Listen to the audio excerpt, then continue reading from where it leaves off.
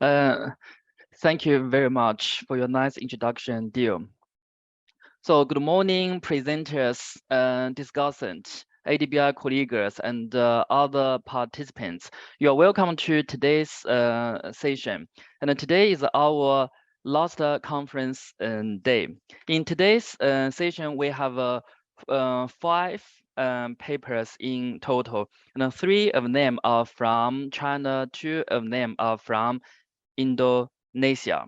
In today's session, we will mainly talk about the role of e-commerce in supporting the sustainable rural and agriculture development.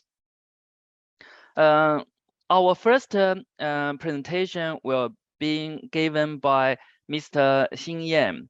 Mr. Xin Yan is a PhD candidate in Beijing University of Technology, China. He is also a joint PhD student in National University of Singapore. His main research interests include supply chain and blockchain. He has completed 5 academic papers during his PhD study, which is very good. And these papers including economic modeling, review of development economics, frontiers in environmental science, and among others. For this paper, for Mr. Xin Yan's presentation, it will be discussed by Professor Ting Meng from China Agriculture University, China. So Professor Meng is a associate professor in the Department of Agriculture Economics, College of Economics and Management, China Agriculture University. She obtained her PhD degree in agriculture and applied economics from University of Georgia, United States. Before working at China Agriculture University, Professor Meng has worked as a postdoc research fellow in environmental economics and policy at the MIT, United States. Professor Meng's research has covered a wide range of areas, including agriculture economics and resource and environmental economics. So for the first paper, which will be presented by Mr. Xin Yan, is titled Analysis of a Rural E-commerce Platform to Optimize the Agriculture Supply Chain, a case study of Tudou EC in Inner Mongolia, China. So the presenter will have 15 minutes to present the paper, followed by the discussion. The discussion will last no more than 10 minutes in length. Afterwards, we will have the QA session. And now we welcome our first presenter, Mr. Xin Yan. So the floor is yours. You can start. Dr. Wong Lin. Yes, before we give the floor to the presenter, can we have a quick photo session first? Oh yes. Yeah. So Thank could you you very please much. turn on your camera? We can have the photo together.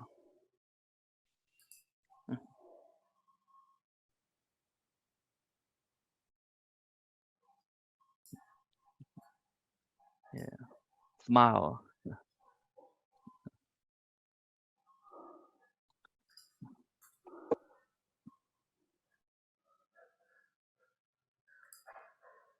Okay, so let me count from 1 to 3. Okay, 1, 2, 3. Okay, again. 1, 2, 3. Thank you very much. Thank you. Thank you.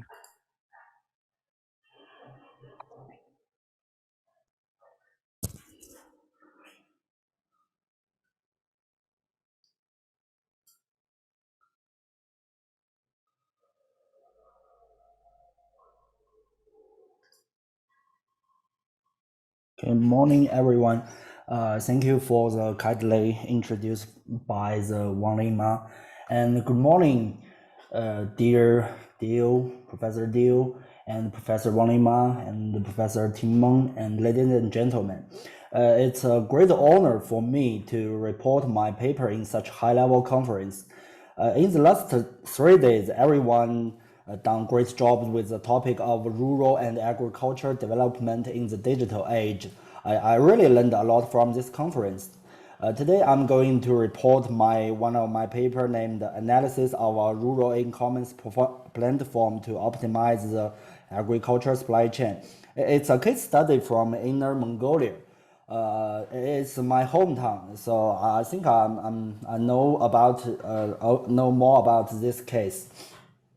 In general, this paper focused on a local e-commerce platform which combines the function of technical support, warehouse, logistics, supply chain finance, and the insurance. It solves some problems like the limited sales channel for farmers, and the site supervised, difficult and expensive in the finance and so on. But very few people analyze how this e-commerce platform works. So now I'm trying to find how could this platform optimize and rebuild the agricultural supply chain from the perspective of the information flow, capital flow, and the material flow. My report contains 6 parts. The background talk about the common issues of the agriculture supply chain, and the development of information and the communication technology. Due to some existing problems in the traditional agriculture, people want to solve those problems through the ICTs. Therefore, this paper aimed to handle those 3 key questions. So what are the shortcomings of a traditional agriculture supply chain? What is the operating model of the rural e-commerce platform, and how can it optimize the supply chain quality? And how can the e-commerce platform improve the agriculture supply chain management capabilities through the 3 flows of management? The literature review contains 3 parts, which are agriculture e-commerce, agriculture supply chain, and the 3 flows of supply chain. The case I selected is a platform for the potato business. It can be clearly seen from the figure 1 that the platform consists by 3 key companies. This one is named Jinke. Jinke is committed to establish the online trading platform and the information platform. And the Golden Bean Company supports the technical guidance and the site supervision for the farmers. And the Tenzhou e-commerce company supports the offline sales and agriculture material procurement and the mechanized equipment. So all of these 3 companies combine together to make the entire rural e-commerce platform. As a case study, the data of this paper comes from the semi-structured interviews, focus group interview, participant observation, and the secondary information like the website or WeChat official account, cooperative financial institutions, or some of the media report I tracked. And I use the level 12 for data reduction and coding. So now I'm going to introduce the case. The figure 2 shows the traditional agriculture supply chain model. It's a little bit easy because that farmers could only sell their potatoes to the local retail. As a local retail or brokers purchase, someone come here to bargain with the farmers that give the farmers low price to buy their product, or the starch factory will purchase some. But that the farmers will face many problems, like the marketing channel is limited and low bargaining capability, and the information acquisition for farmers is really hard. So, and the planting, they are really hardly to get the advanced planting technology, and lack technical support or lack standardization and brand. And the financing for them is a little bit difficult because they don't have the trade background or the clarity. The insurance for them is high price. Logistics, they need to connect with the logistics by themselves, and it couldn't be handled the long distance transport, and it's hardly to able to track where the exactly location and the state of their product. And the storage is a traditional one, so there will be a large loss for the during the storage. And this is the supply chain model for the Todo Easy. It's the rural e-commerce platform. It looks like a little bit complex, but it's not means low efficiency. The red line means the financial flow, and the green line means the information flow, and the black line means the logistics flow. It's looks complex, but the platform connect every participants in this model. Later, I will clearly introduce all the part of the model.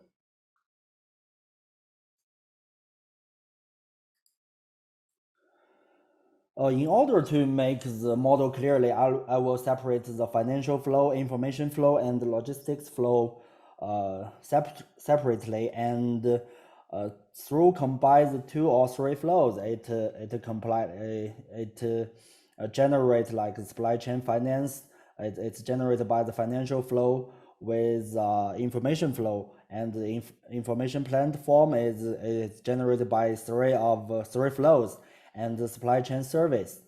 All of those like models combine improvements in supply chain efficiency and management. This is the information integration model of the REPs. Information flow could also it's really important because you see this picture. It's like the information platform. It's like the CPU of the computer.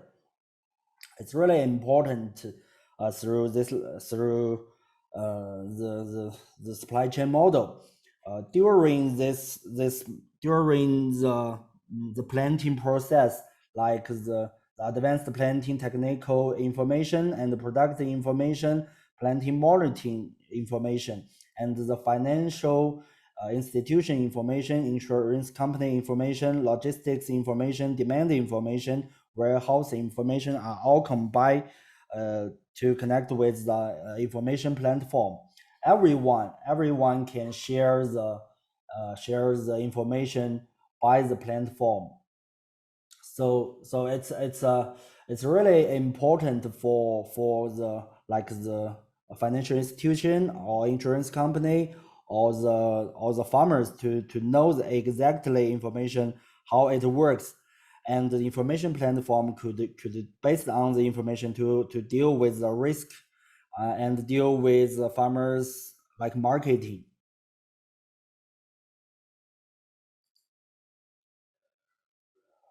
And this is the key chat from the website. It's clearly to see the price fluctuation trend, how it works, like from exactly months, the price of the potato.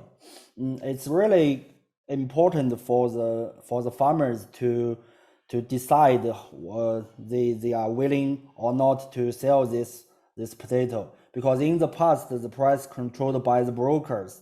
So this is really important.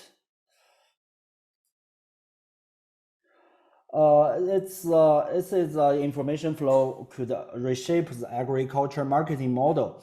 Like in the past, the farmers could only sell their product by the three channels. But now and the local sales still kept, but the platform trading is replaced by the replace the brokers. The platform trading keeps the clearly price for the farmers. Farmers can learn more, and the platform also provide order selling. Just farmers can sign contract with the platform. Then they don't need to care about the marketing. The farmers don't need to care about marketing. They can focus on planting. The platform will try to sell their products. But if farmers face the harvest or something didn't sell their product well, and the sales guarantee mechanism will help them to sell their product by the third party warehouse to keep their product, and the starch factory will purchase guarantee to help them to farmers to sell all of their products. And the insurance model is really important because the platform provides site supervision. It's really good for the insurance company because the risk control is really hard for it's a really big problem for the insurance company. If the platform could be like the third party and to do a really good site supervision and share their data to the insurance company, it can lower the insurance company's risk. You have 5 minutes left. Okay, thank you. And this is really important for the order financing. The bank can base the contract signed with the farmers and the platform to provide loan support for the farmers, and the insurance company can guarantee for if the face some like the disasters. And this is inventory financing model for starch factory because the third party warehouse is sign contract with the bank platform and the starch factory, and the forced liquidation mechanism will help the bank to control the risk. And the material flow is based on the platform provide like the trading, logistics, and warehousing system. It's advanced. And they also plant some like smart plantation technical to help to control the potato quality.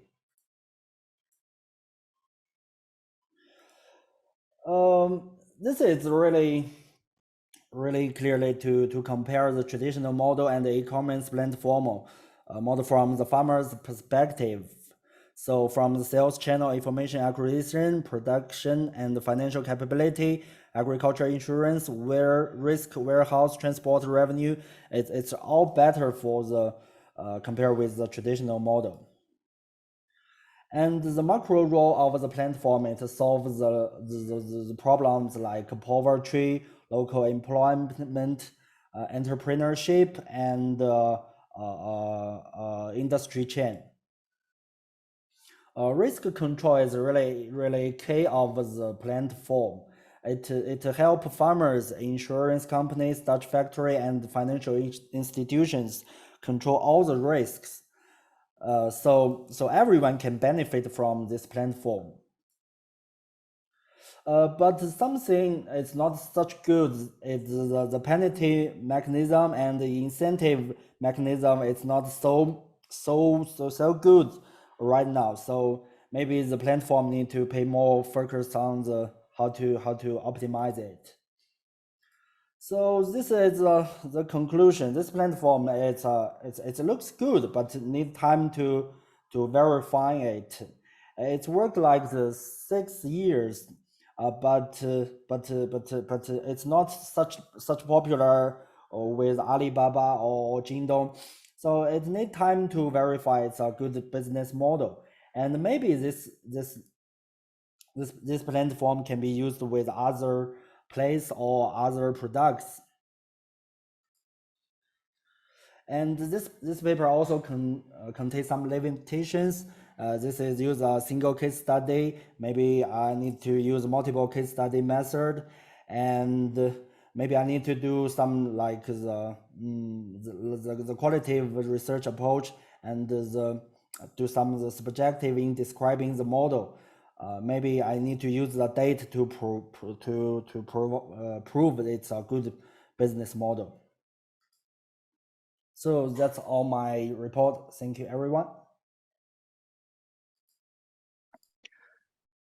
Yeah, thank you very much, Mr. Yan. I think the time is just all right.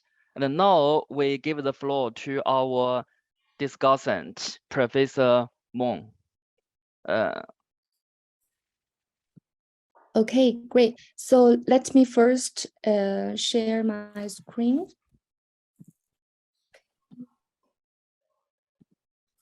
Oh, okay, here.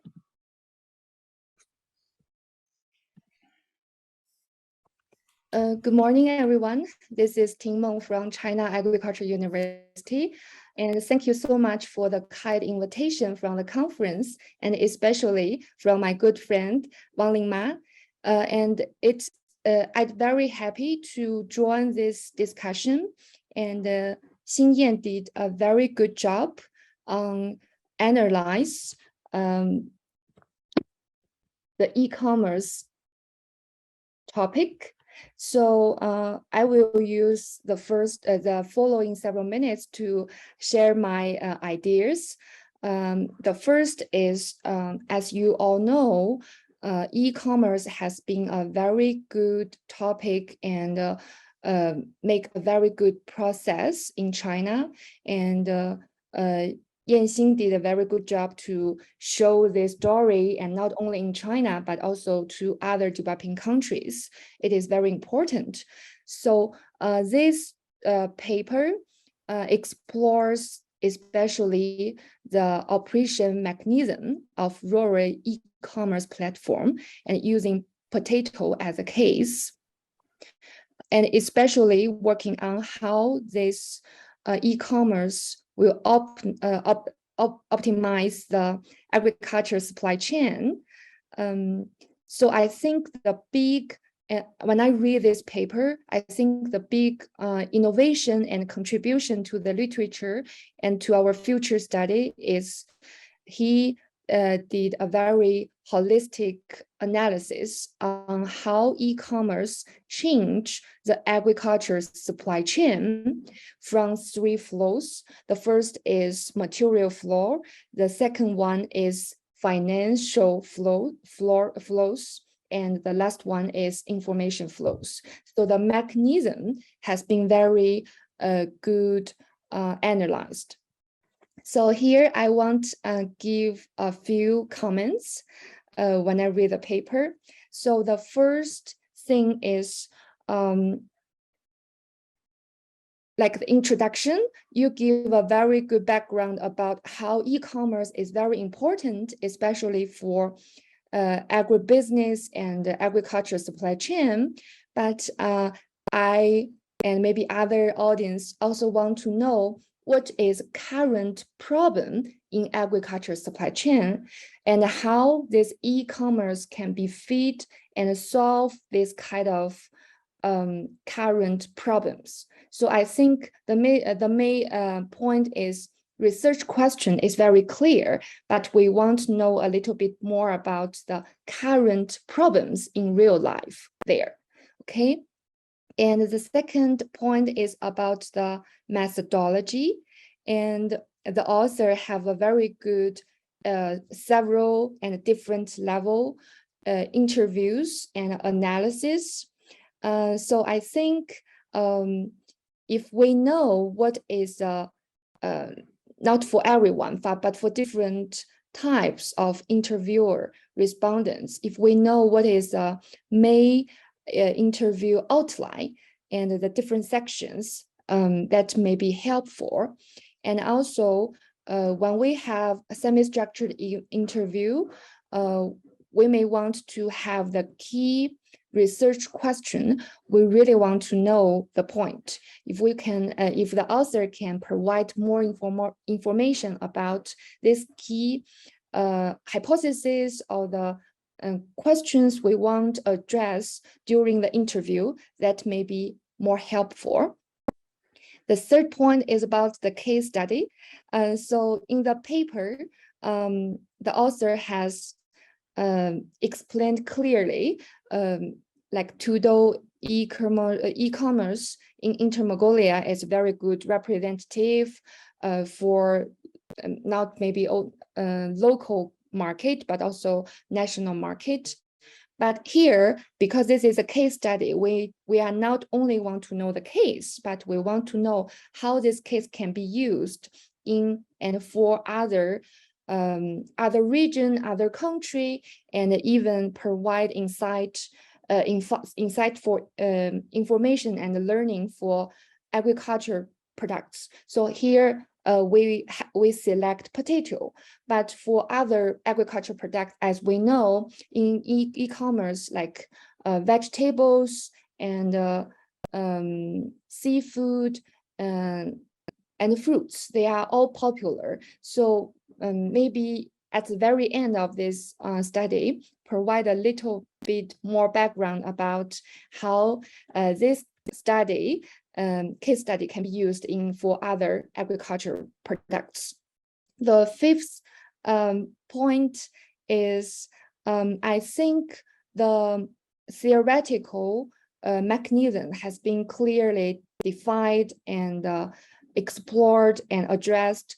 But I find the current version of this paper and this study, the policy implication is kind of a little bit missing and lacking. So if we know how this structure, how this e-commerce changed the agriculture supply chain, then so what? So how can we use your studies to revise and improve and enhance the agriculture supply chain that maybe other audience want to know, and will provide us more uniform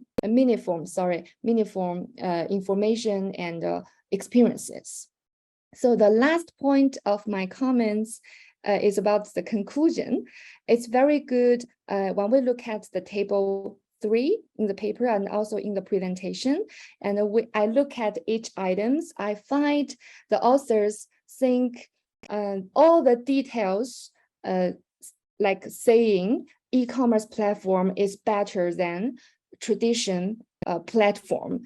I think this conclusion is kind of not very comprehensive, because like so far I'm in Yunnan province and during a field trip, and I also talked to several farmers here.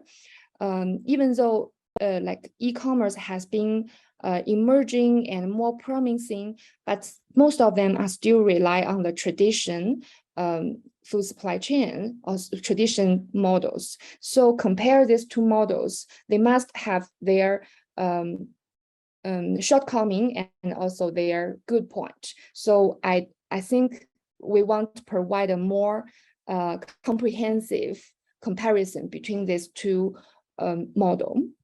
Okay, 3 more suggestions for the future. So the first one is, when I read the paper, I look at the abstract and introduction sections, and you mentioned 3 process, 3 flow, but I'm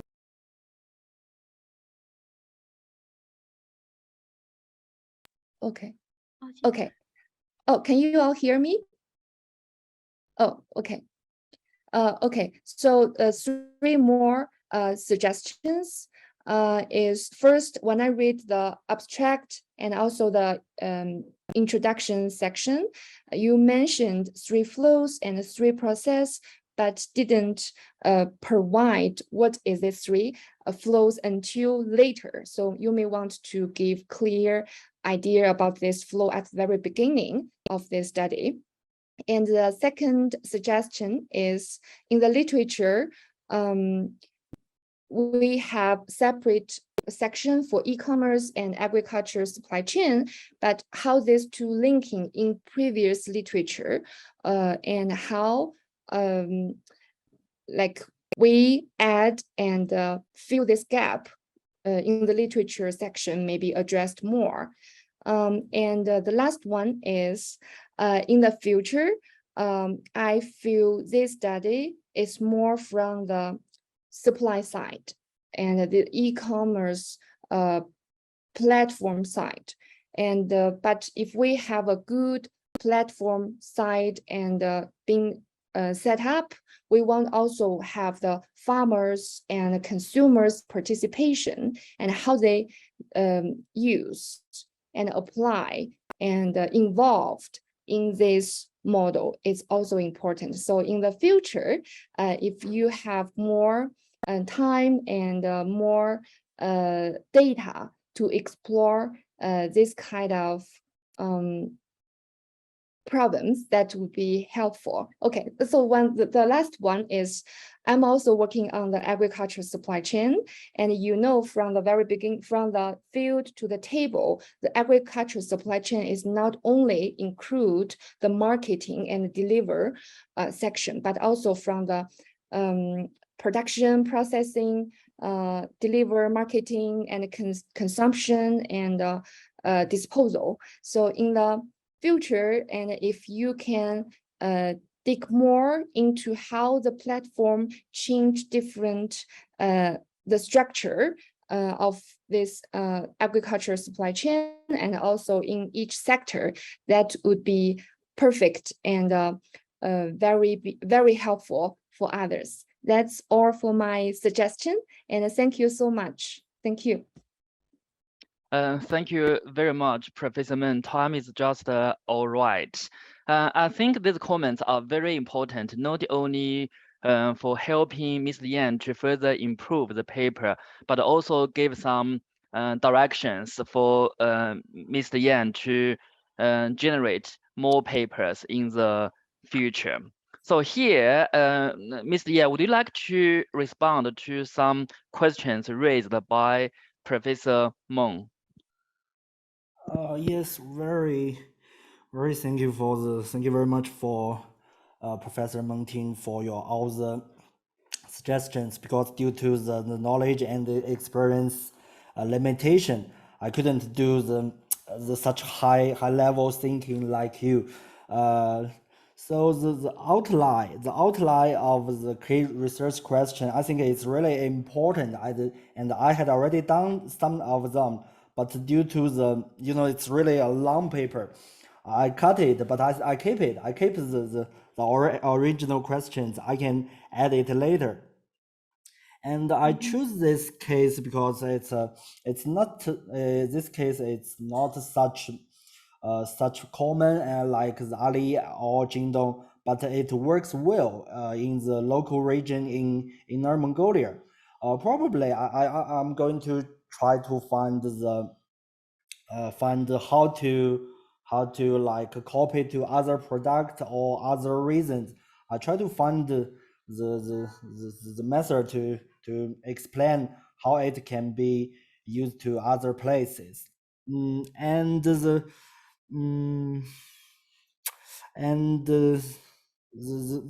comparison of the platform in totally the platform still have a limitation. Like I said, it's like the penalty mechanism and the incentive mechanism, it's not such good. And the fees for the platform, now it's really cheap. The fees now, the platform argue for a claim for the farmers, it's really cheap. But if in the future the platform controls the business, if they ask for the farmers for the high fees, it's really bad. And like the information security, it's really a big problem. If all the information like steal by someone, it will cause really serious problems. So it's my some view. I really thank you for your kindly suggestions. Thank you.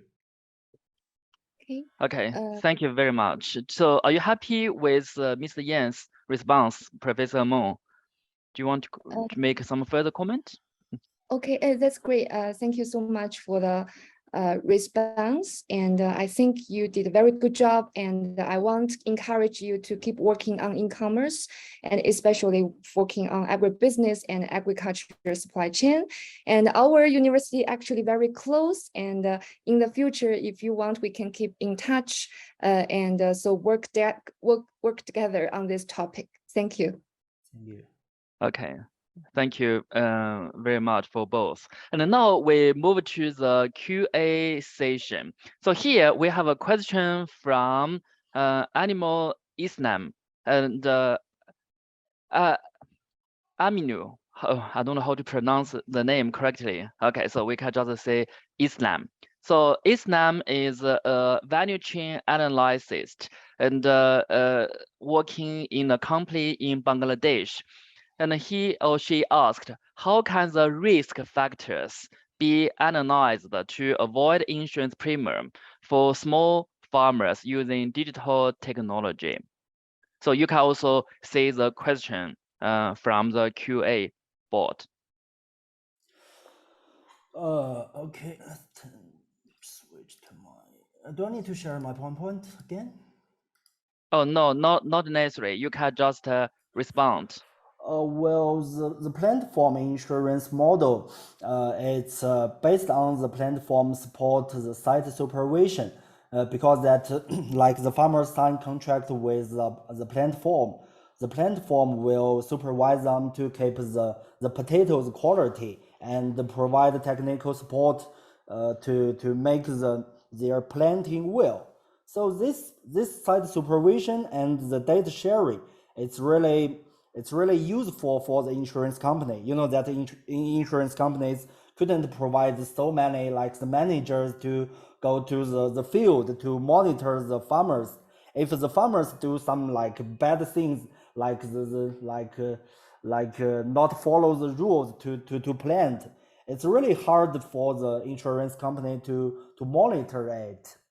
So based on the platform's site supervision, the insurance premium could be lower. The price of insurance could be a little bit lower. So that could handle the farmers' expensive insurance fees problems.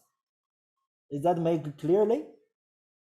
Are you happy with the response, Islam?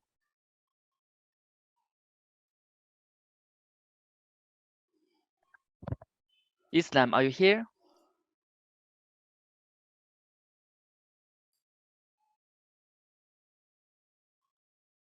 Okay, so do others have any questions? So here I have two questions actually. I'm very interested in this topic. The first one is it possible for farmers to sell their product to exporters? Because Inner Mongolia is a major potato producing province in China, like Gansu province. So how about the development of exporting industry there? Is it possible for farmers to sell their potatoes to exporters? And secondly, do you include any tables in your paper to compare the income differences between or among farmers selling through different platforms? Because no matter which platform farmers sell their products, their primary goal is to maximize their income. So did you do some comparison analysis to show the income differences among farmers who are selling through different platforms? That's all. That's two my questions from me. Okay, thank you for Professor Wang Ling's question. So you mentioned something about the exporting to the ports. You know that Inner Mongolia is in the north of China, and the transport is really the transport in the past it's really bad because the potatoes need to keep it fresh, and the transport make it hardly to transport in the past. But the platform provide the cold chain to transport it. And now there will be a place named Tenzhou in Shandong province. This place is like the center of the potato marketing. And as I mentioned, that the platform could provide high quality transportation for farmers, and because you know that if some far place can provide high price orders, the transport is really important. Now the potatoes in Inner Mongolia can be transported to Tenzhou province, Tenzhou in Shandong province. Then the potatoes in this place can transport everywhere. It can be realized, and another way, like the starch factory makes the potato into starch. This can be like the keep for a long time or transport everywhere. It's really easy. This is the first question. And another question, like, you know that Inner Mongolia, it's not such advanced province. The platform, the incomes is not such popular. And I could only compare with the platform model with the traditional model or the brokers model. The farmers, this will face the really serious problems like the monitor for the platform. If the farmers want to earn or make more money with like the local retail, if they had already signed a contract with the platform, they will break the contract. They will never. They will like break the contract to make more money with others. This is really hardly for the platform to punish the farmers. So, but if the price face the downstream. Yes, I mean, it might be useful to provide a table in the paper to show the income differences between traditional selling farmers and the farmers, the income of farmers who are selling through e-commerce. Yes, I think I need to do it later. I need to make if you it have a relevant detailed clearly to how their income, like the 50% or the 10% to better than the past, to make it clear. Is that good? Oh yeah, sure. And Islam also mentioned something, and he said we can introduce a social business process by creating social capital for the development of e-commerce. You mean that the social business is like the business not their goal, not to maximize their profit, just to do the social welfare? I'm not sure this is a comment from Islam. Islam, could you please directly communicate with Mr. Yan? I think since Islam is an attendee, he cannot speak, but let me work on it and allow him to speak. Just Okay. Okay. So probably you can talk about this with him later. And now we have a question from Yixing Yao. So Yixing Yao, please turn on your camera and ask a question directly. Thank you. Okay. Thank you, Dr. Ma, and thank you very much, Yanxin, and also the discussant for your very excellent presentation and discussion. I just provide ADB project case for you. So I put in the chat box that this ADB project is Gansu, what Dr. Ma mentioned. In China, Gansu is a province located in the northwest area and is quite underdeveloped. but it is there are a lot of ADB, PRC, and the World Bank PRC projects implemented there. Among them, one of them is very famous for its internet plus agriculture. So if you are interested, you can take a look at the detail from the link I post on the chat box. And basically, it is, you can imagine that in the internet plus agriculture. So when we look at the contents of the project, actually it includes constructing data and training centers and procuring ICT equipment and technical advisory services. And third one is training farmers and enterprises staff to build capacity in ICT application in the agriculture production and processing segment. So I hope it also provide some good reference for you to do further research. Thank you very much, Chair Ma, Dr. Ma, and so thank you very much, Dr. Yan. And also thank you very much. Thank you. Thank you. Yeah, thank you, Yixing.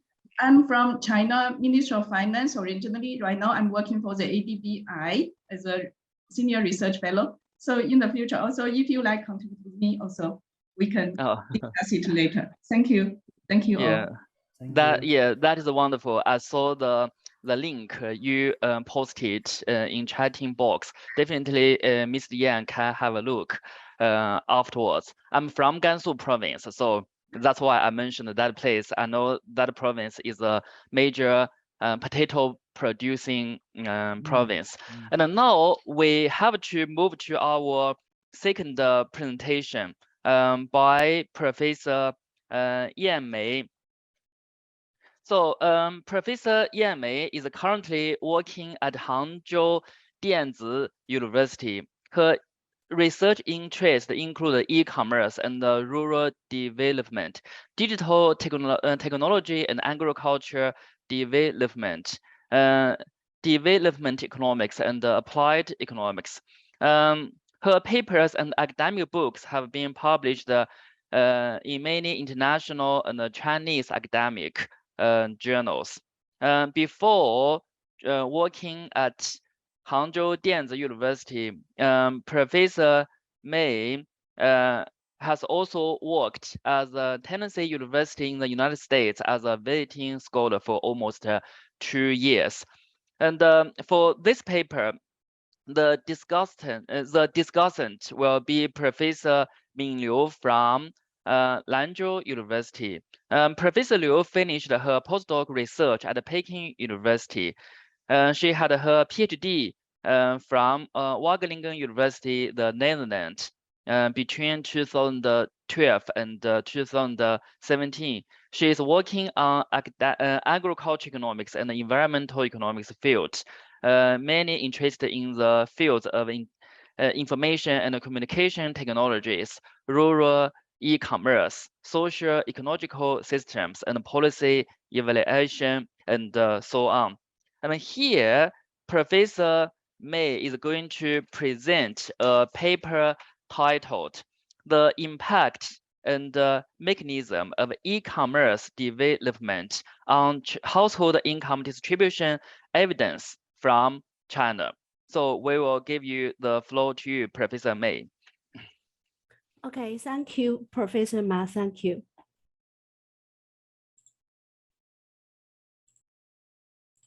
So you have 15 minutes to present. Okay. Good morning, ladies and gentlemen. It's my honor to be here for this presentation. Thanks for ADBI. Thanks for Chair Professor Ma. I'm Yan Mei from Hangzhou Dianzi University. Today, my topic is the impact and mechanism of e-commerce development on household income distribution, evidence from China. I will introduce the background of this paper firstly, then do a tiny literature review and introduce the data and methods, and then show you the empirical models and results and discussions. It's well known that the vigorous development of China's e-commerce is closely related to China's economic situation. E-commerce in China has experienced a boom in the past decade. We can see that the transaction value in 2020 is about 6.2 times more than that of year 2011. And e-commerce has become one of the main forces of China's economic development with a huge potential. Especially since 2013, China's online retail transaction value has ranked first in the world for many consecutive years. China's online retail transaction is rising, whether in rural or urban areas or in general. China's online retail transaction value growth has slowed in recent years. At the same time, we found that the focus of e-commerce development shifts from urban to rural. E-commerce brings a digital life, promotes consumption, upgrade, promotes economic improvement and efficiency, helps poverty alleviation, and drives employment and entrepreneurship.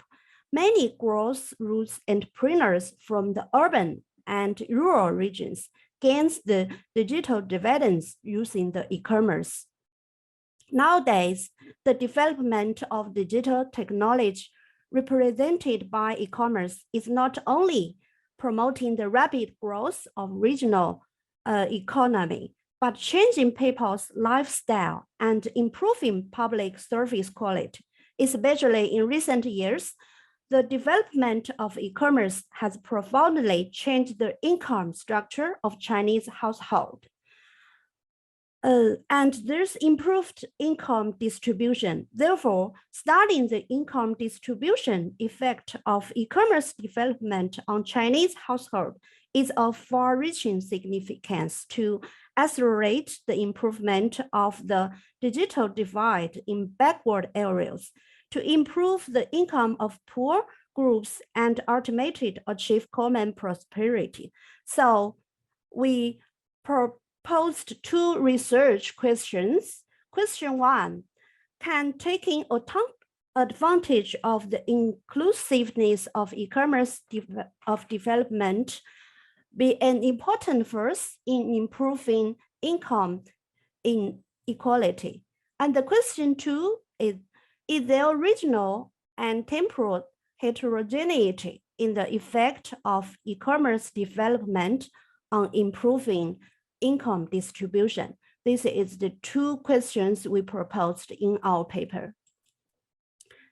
So the aims of this paper is using the data from CFPAs to match macro data to empirically study the e-commerce development on the improvement of income distribution among different groups, and to analyze the heterogeneity effect of e-commerce development on the improvement of China's household income distribution by dividing the urban and rural areas into 3 regions by subsamples, and to study the improvement effect of e-commerce development on China's household income distribution in different years. Next, we will do a literature review. We did 3 literature directions. The first is the income distribution, and the second is the function of e-commerce and digital divide. And last, we did the relationship between internet and income distribution. There is a lack of literatures about our research directly. So we did the 3 direction literatures. By summarizing the existing research literatures, we conclude the impact mechanism of e-commerce development on household income distribution. We conclude that the e-commerce development could improve household distribution through improve the information environment to increase the middle income group and increase the entrepreneurs and the employments. Our data source includes the e-commerce development index and the CFPS data set. And the e-commerce development index used in this paper comes from China E-commerce Development Index report, joint compiled by the National Engineering Laboratory of E-commerce Transaction Technology of Tsinghua University. And the index include 4 aspects: scale index, growth index, penetration index, and support index. The scale index focuses on measuring the current situation of e-commerce development, and the growth index measures the future expectation of e-commerce development. The penetration index and support index reflect the external environment of e-commerce development. Penetration index measures the impact of e-commerce development of the economic environment, and support index measures the support effect of environment on e-commerce. This index can comprehensively measure the level of e-commerce development in the region. And in order to study the role of e-commerce development in improving household income distribution, this paper takes the e-commerce index of China's provinces as an indicator to measure the level of professional e-commerce development and selects the Gini coefficient of household grouping in T period as the codependent variable to measure the degree of inequality in household income distribution.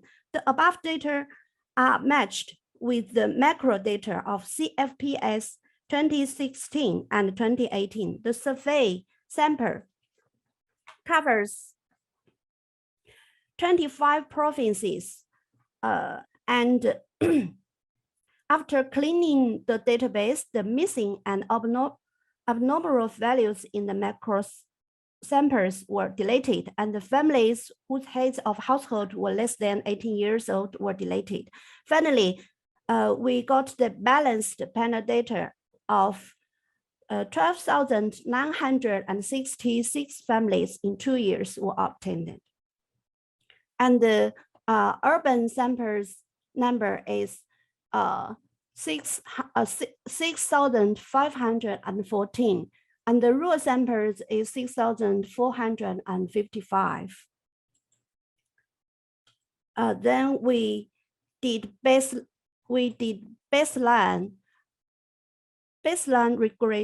regression, subsample regression, and time. 5 minutes to go. Okay, and time interval regression.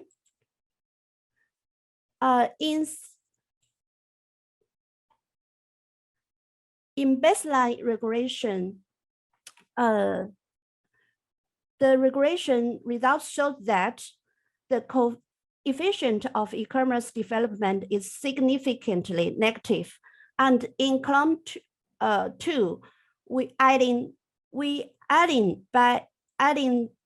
by controlling the variable of e-commerce development, the coefficient is significant -2. And in column 3, 4, and 5 of the table, adding all control variables gradually, coefficient of the e-commerce development variable is still significantly negative. It indicates that the benchmark results are robust as a whole. And in subsample regressions, the results show that only the independent variable of e-commerce development is added to the model. As shown in column 1 and 3 of the table, the coefficient of the e-commerce development is significantly negative, and the coefficients for the urban sample are smaller than those for the rural sample. In columns 1, 3, and 5 of the table, the absolute in eastern region, the absolute value of the distribution effect of efficient of household income for e-commerce is greater than in rural areas. In central region, the coefficient of income distribution effect of urban households is smaller than in rural areas. In western region, the coefficient of urban household income in e-commerce development is greater than in rural areas. In order to determine the different effects of e-commerce on income distribution in different years, this paper introduces between e-commerce development and time dummy variables for comparative analysis of time periods, and we got 2 different coefficients. Then we did the robust test, and the results are robust. We got our paper's key findings as follows. First, the effect of e-commerce development on income distribution in urban areas is greater than in rural areas.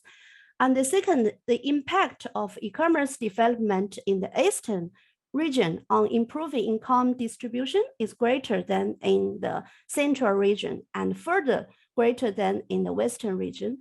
The development, thirdly, the development of urban and rural e-commerce in eastern, central, and western regions is significantly improved household income distribution, but they are different. In the eastern and western regions, the effect of e-commerce development on income distribution in urban areas is greater than the rural areas, while in the central region, the improvement effect of e-commerce development on income distribution in urban areas is less than in rural areas.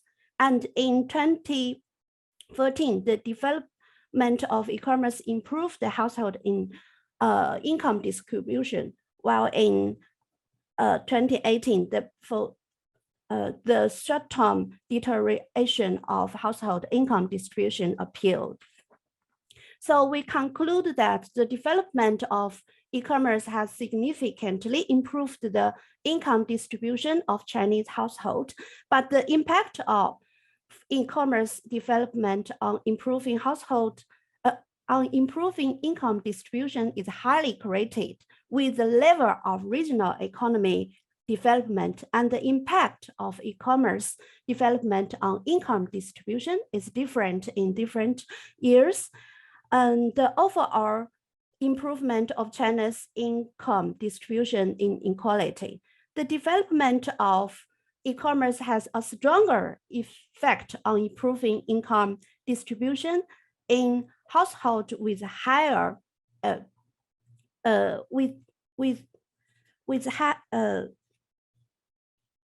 higher economic development and areas with better infrastructure construction. Also, we think some future research directions, for example, to improve the rural e-commerce infrastructure construction and to innovative e-commerce development paths and to improve the income level of rural residents. That's all for my presentation. Thanks for your listening. Thank you. Yeah, thank you very much for your interesting presentation, Professor Mei. Yeah, definitely through the presentation, we can see how e-commerce development can support the development of income growth in rural and urban China. And now we give the floor to Professor Liu to give you the comments and suggestions. So the floor is yours, Professor Liu. You can go ahead. Good morning. Give me 1 second. Share the slides. Okay, can you see it? Yes, we can see your slides, and then you can share it with full screen. Oh, if it's possible, please allow me share it in this way because I have 2 screens. Once I put it on the full screen, it gets weird. I have not know how to figure it out yet. So. Okay, sure. Okay. Okay, thank you. Thanks a lot, Professor Yan Mei, for this paper, and thanks for the invitation to be the discussant of this paper. Okay. Yeah. Okay, first I will give some summary about this paper. Dr. Yan Mei already shared the slides and gave a very good presentation on it. I'm quite interested in reading this paper. I think this topic is quite meaningful. Okay. This paper attempts to use the FPS database of China family panel studies to match macro data, province level actually, to empirically study the effect of e-commerce development on the improvement of income distribution among different groups. It's more like the highlights of this paper. If something wrong about this paper, please Dr. Yan Mei to correct me. This paper and then it analyzed the heterogeneity effect of e-commerce development on the improvement of China's household income distribution by dividing the urban and rural areas into 3 regions by sub-samples. This paper actually did a lot of regressions on those sample samples. Of course, it gave us a lot of new information and some interesting results. Through the interaction between years and the e-commerce development index, this paper studies the improvement effect of e-commerce development on China's household income distribution in different years. So different regions and different years. It's all about the heterogeneity analysis. It argues that in recent years, the development of e-commerce has significantly improved, or let's say reduced the uneven distribution of income in China, which has become an effective way to reduce the uneven distribution of income within Chinese families.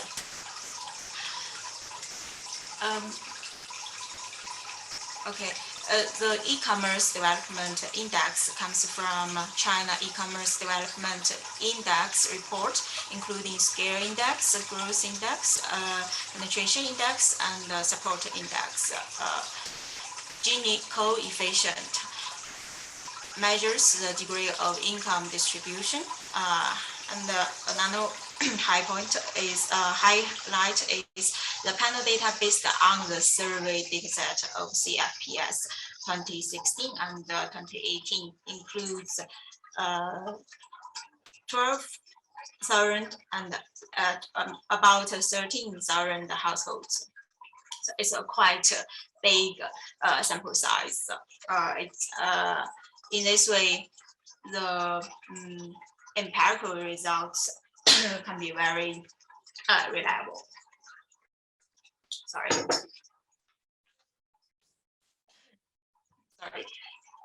Okay, my comments. About the data, I think I have a question. Is whether it is tracing data, because I'm not familiar with CFPS data. I mean, they are the same households or not in 2016 and 2018. The e-commerce development index used in this paper comes from the China e-commerce development index report. The reliability of the index needs to be discussed and supported by other literatures. Because I know recent years there are several universities or institutes, they publish their index. Tsinghua, like you mentioned, they have this index, and also Peking University and also other institutes also published this kind of index. So I think the reliability you need to discuss a bit, or either use your own way or the other literatures, because from what I know, all of them actually have their own weakness. The e-commerce development index at a province level seems quite rough. The index at county level from other database, for example, Beijing University, may get more interesting and fruitful results. It's my suggestion for you. But if possible, probably you can try it, because province level, the e-commerce index actually only give us a rough view of this of the development of e-commerce. So if it's you can do it at county level instead of provincial level, probably it's better. Okay, next about the methods. Because I read your paper, so I think there's something can be improved on the methods. First, Hausman test. Your section 4.1 is suggested to be moved to the end of empirical model section. Present your main empirical results first.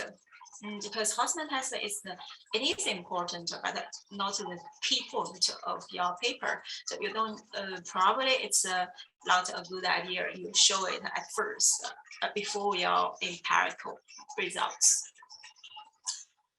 It is suggested to present the control variables in table 4 and sample regressions. Because there are not many control variables, especially the time invariant variables are omitted. I see in your paper or in your presentations. In your presentation, you use household characteristics, this kind of terms instead of the specific variables. Actually, there are not many variables in your each section. So it's better to put them in. Anyway, if you do it in different characteristics, there are already many. Especially you use the fixed effects, it omitted a lot of time invariant variables. Then like age, gender, education, those kind of variables can be omitted. So it would not you have 2 more minutes to go. Sorry. Okay, some tempos in the paper need to be revised. The results of time interval regressions, table 4 to be explained more because the coefficients are very confusing. In the time interval regressions by the years of 2016, 2018, and the joint of 2016 and 2018 are worthy being analyzed rather than other years. I know because of your data, but it's better you explain it more. Okay, the endogenous variable. You use the IV to solve the endogenous variable of missing variables. Actually, it's not a causality problem. You use the 2 years lag variable to solve the endogenous as the instrument variable to solve this problem. First one, it's not 1 year lag. And also this way to solve the missing data endogenous problem, it's not a valid way, I think. Robustness check is not very necessary according to your paper. And also the mechanism you mentioned, I didn't see, it's about your paper, but it's not really related to your paper. So probably the mechanism, this part is not necessary to be mentioned or even can be removed from your title. Okay, thank you. It's my comments. Okay, thank you very much for your interesting comments and suggestions, Professor Liu. So, Professor May, do you want to respond to some of them comments? Okay, thank you so much for Professor Liu's suggestion. And these comments and suggestions, I think, will be meaningful for our paper's revision. I want to respect the comments on data and measures. The data from CFPA's 2016 and 2018 it is not tracing data, and the index we choose the e-commerce development index from Tsinghua University at the professional level. But I think your suggestion to use the county level data, maybe I think it's better than the data from the provincial data. And I think if we use this level, the county level data, we will get more results, more detailed results from the empirical results. And the methods, I think your suggestion is very suggestive, and we will consider it and revised it later for your follow your suggestion. And we choose the two like phrases of e-commerce development variables as instrumental variables because we tried the 1 year like and we read some references about the relevant references. Read some relevant references. They suggest choose the two like phrases to avoid the inverse causality problem. So we choose two like phrases. And the mechanism of this in this paper, that's the further research of this paper. We has did some empirical mechanism effect test, but in this paper we did not show the test result. I think it's a very good suggestion to delete this part mechanism, this part. Okay, thank you.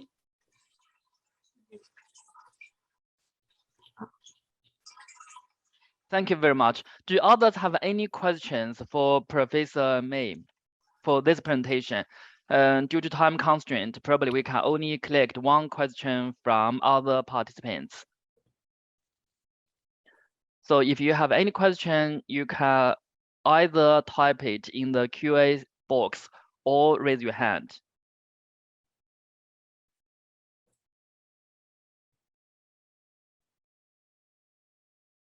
Okay, so probably I will ask a question here.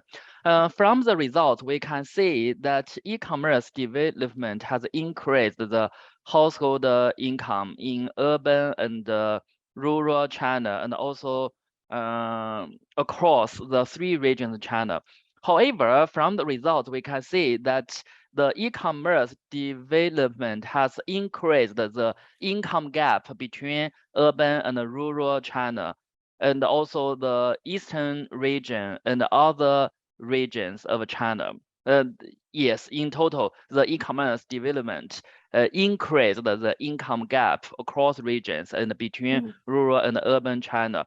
So have you considered any policy implications in this case to narrow down the income gap between rural and urban and across the 3 geographical locations in China? Thank you. Okay, thank you for your questions. Yes, according our results from the 3 different regions, we found the effect are different in eastern, middle, and western regions. And in eastern and western regions, we see that the income, the e-commerce, the development of e-commerce is the development gap of e-commerce is bigger than the middle 8 regions. So the development of e-commerce on the regions on the urban and the rural areas income distribution is greater than the rural areas, but in the eastern and western regions, the gap is bigger than the middle regions. So we think in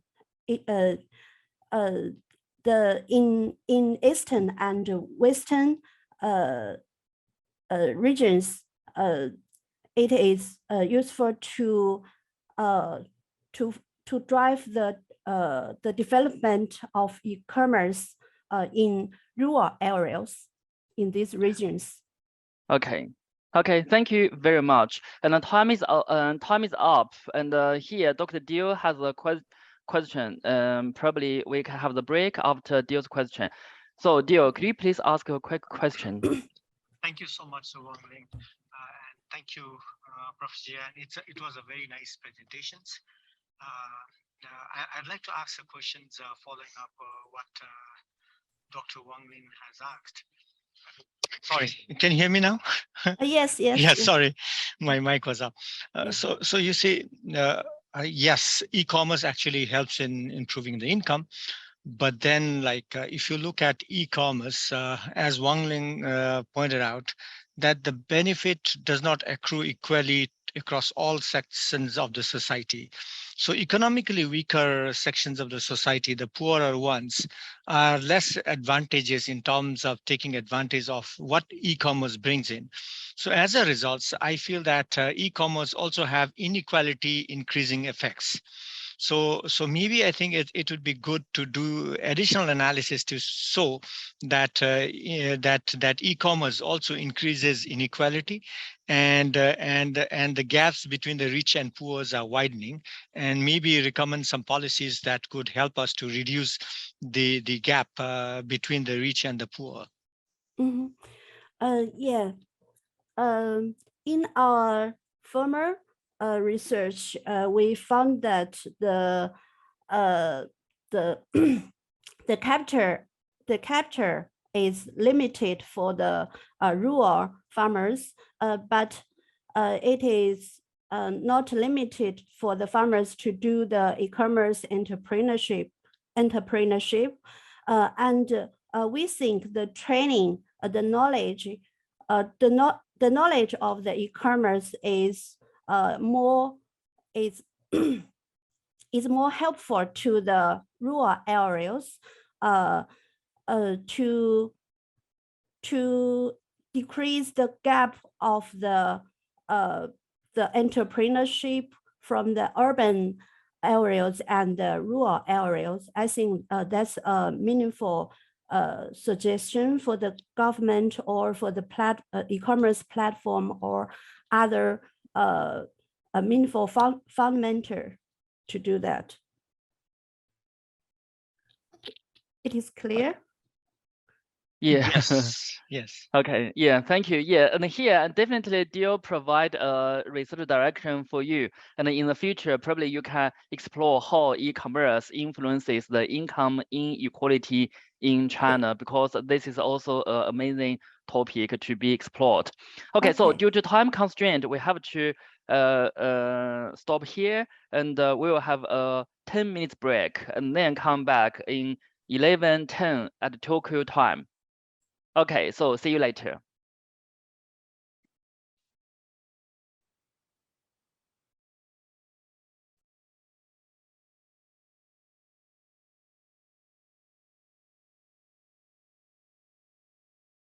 Yeah, welcome back. And now we are going to move to our third paper for today's session. So the third paper is titled, "Do farmers earn more from selling their agriculture products through e-commerce?" The presenter is Professor Ming Liu, who I just introduced. For this paper, the discussant is Professor Wenshou Yan. Professor Wenshou Yan is currently an associate professor in the School of Business Administration at Zhongnan University of Economics and Law, a university which is based in Wuhan, China. He obtained both his bachelor and master degrees from Northwest Agriculture and Forest University, the same university as our presenter, Professor Liu. He earned his PhD from University of Adelaide in Australia in May 2017. His work has been widely published in many well-known journals, such as the World Economy, Australian Journal of Agriculture and Resource Economics, economic modeling, and so on. So I will give floor to Professor Liu for her presentation. You have 15 minutes for your presentation, so please go ahead. Thank you, Dr. Ma.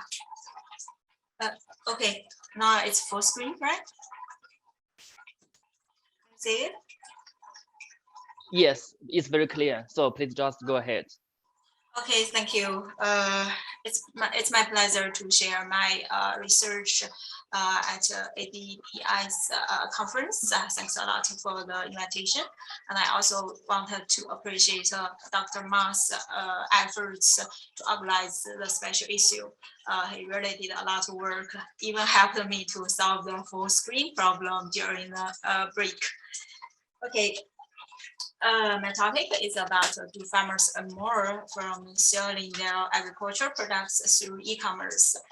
It's a quite simple but very basic topic. We did this survey in 2019 when I was doing my postdoc at Professor Jikun Huang's supervising. Yeah, this work actually was supported by the Asian Development Bank since 2017. Now I'm working at Lanzhou University. I'm not very sure whether Professor Huang mentioned this part. This research. So today I'm going to give more introduction about this paper. Okay, first background. During these several days, many professors and experts mentioned it, so I will give a brief introduction on this part.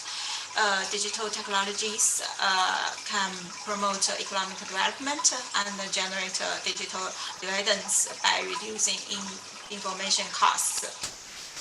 And also, the International Telecommunication Union proposed the elimination of poverty through developing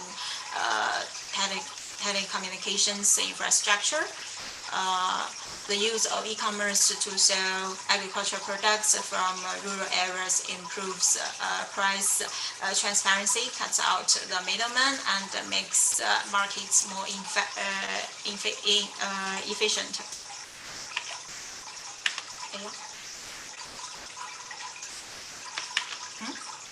Right, Okay.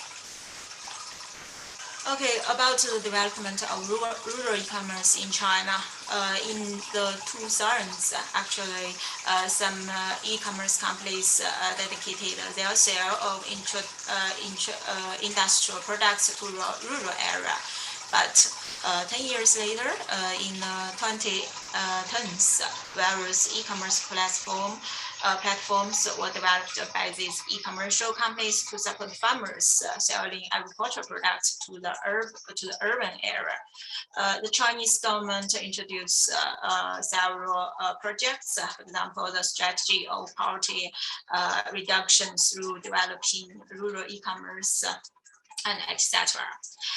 The number of the pilot counties increased from 56 in 2015 to 1,231 counties in 2018. Also, the Taobao villages increased from 16 in 2012 to 5,425 in 2020. So based on this data, we can see the rural e-commerce really developed very fast, and also the government supported, wanted to use, attempted to use it to solve the poverty problem. Okay, the literature review. Many governments, NGOs, and plenty of scholars believed in the positive impacts of using e-commerce on farmers' income and on poverty reduction, of course, including Chinese government. However, in 2020, Couture found that there are no significant gains or losses on the production and the income sides of the local economy caused by the implementation of the first nationwide e-commerce expansion program in China. This paper was published in American Economic Review. Actually, their results are more like the use of e-commerce improved the consumption of rural area, but not on the income part. It has been found that only a few farmers concentrated in certain areas use e-commerce to sell their products, rather than that Chinese farmers widely adopt e-commerce to sell their products. So we can see we have literatures to prove probably the use of e-commerce did not improve the income, and also we can think why not every farmer to use e-commerce to their agricultural products if it really improve farmers' income. So it's a question. Although the government is supported and the infrastructure of rural China is not has been improved a lot, but still, according to my survey, in 2019,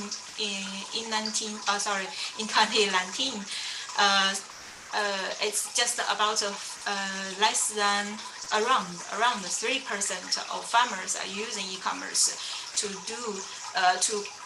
sell their agricultural products. I mean, over China, not in the east part.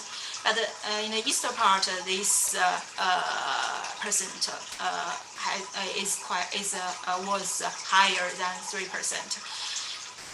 Also, even they use the e-commerce to sell their products. Actually, not all of their products were sold by e-commerce. So probably infrastructure is one thing, but is it because actually e-commerce allowed to improve their income that significantly? So that's why we focus on this topic. Okay, the research question of this paper: do farmers gain more when they use e-commerce to sell their agricultural products compared with the conventional marketing channel of selling agricultural products by the way of middleman? So before e-commerce, actually, for example, the apple farmers, they sell their products through middlemen, or just the local stores, which was running by middlemen. To answer this question, we connected rural household data from Zhejiang and Shandong provinces. A fixed effects model is employed to investigate the impacts of e-commerce on the selling price and marketing cost of agricultural products. So here I want to emphasize that we not only focus on selling price, actually marketing cost is another big question we need to focus on. So if the price minus the cost, the gross return is higher significantly. We can see whether it may improve the income. Okay. This is the location of the sample counties. So it's on the east of China, like what I mentioned. Over China, the percentage of using e-commerce to sell agricultural products is very low. So that's why we selected three counties on the east of China. These three counties, they produce different agricultural products. Actually, they don't plant crops or anything else. They are kind of specified on these cash crops, like qixia, focused on apples, etc. You have 5 minutes left. Okay, sorry. Sampling method, the selected e-commerce villages. We selected two types of villages. One is e-commerce village, another one is a less advanced e-commerce village. Okay, I will be very fast. So 95 out of 175 households are using e-commerce to sell their products. Sorry, it's Chinese, but I want to show you how this questionnaire has been done. So on the left side is e-commerce, on the right side is non-e-commerce. So every variable here is about the price and the cost including storing, processing, etc. And also on the other side of non-e-commerce, it's the same how much you spend on the storing, processing, packing, and the delivery.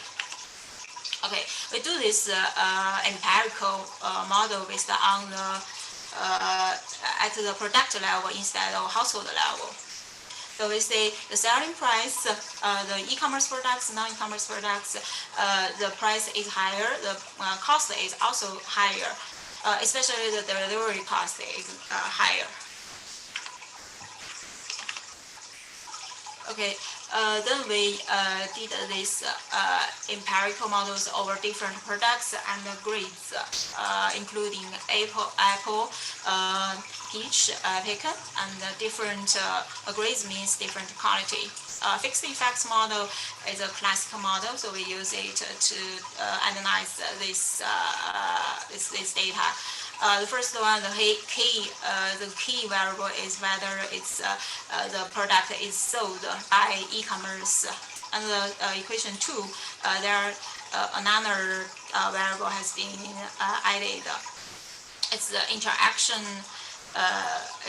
term of e-commerce, whether it's e-commerce and the communicated number of policy documents.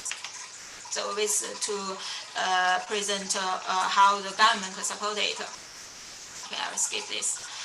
In the end, on Apple, the price increased by 75%, and if we the cost actually increased 3 times. It's quite high.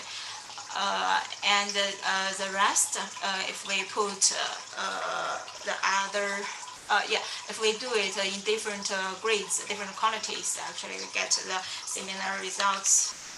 Okay, on peach, no matter which one, actually the price increased and the cost actually increased a lot. The pecan, increase, the price increased and the cost is not that much increased. The robustness check is based on the OLS with the poor data. Okay, conclusion. Farmers gain significant more by using e-commerce, but the marketing costs also increased a lot. In the end, actually, the gross return increased, which increased the farmers' income. It varies. The selling price cost varies among agricultural products between different grades. Higher value and better quality products gain more increase due to the use of e-commerce policy implication.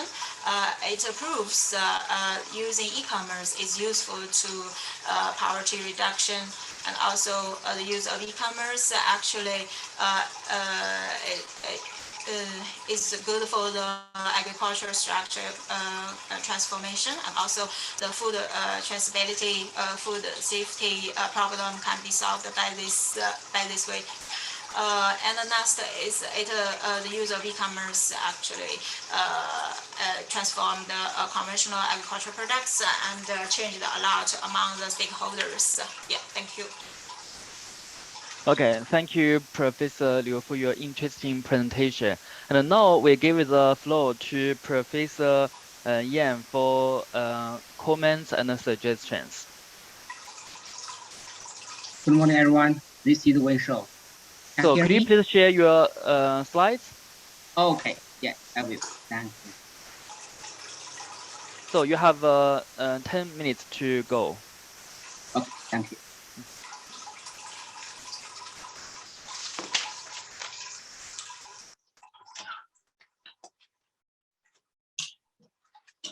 Please use the full screen. Yeah, okay. Good morning, everyone. This is Wen Shou from Zhongnan University of Economics and Law. Many thanks to the conference committee members, and particularly many thanks to Professor Wang Lin. Professor Min just did a good presentation. As some parts of her paper had been revised. I just gave some small comments based on her old version of her paper. For the paper, this is an interesting topic because e-commerce is important for the development of agricultural economics, and it's important for the development of rural regions in China. This paper would like to examine the effect of selling agricultural products through e-commerce on the gains of the farmers. Taking China as a testing ground, the data from Shandong province and Zhejiang province, and the fixed effect model is applied to deal with the endogenous issue because they can deal with the time fixed omitted variables and macroeconomic shocks. And further heterogeneous tests across agricultural products like apple, peach, pecan are analyzed.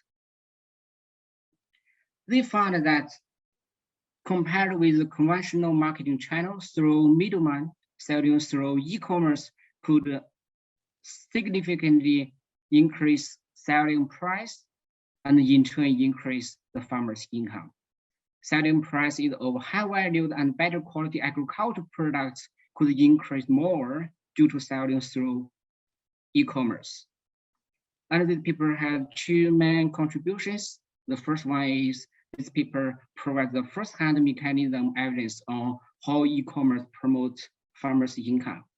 And the second one is it has critical policy implications for improving farmers' income and agricultural marketing channels in developing countries, taking China as an example.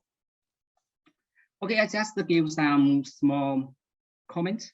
The first one is, in the abstract, the authors talked about the effect of e-commerce on the farmer's income, but they do not talk about how selling through e-commerce could increase the marketing cost.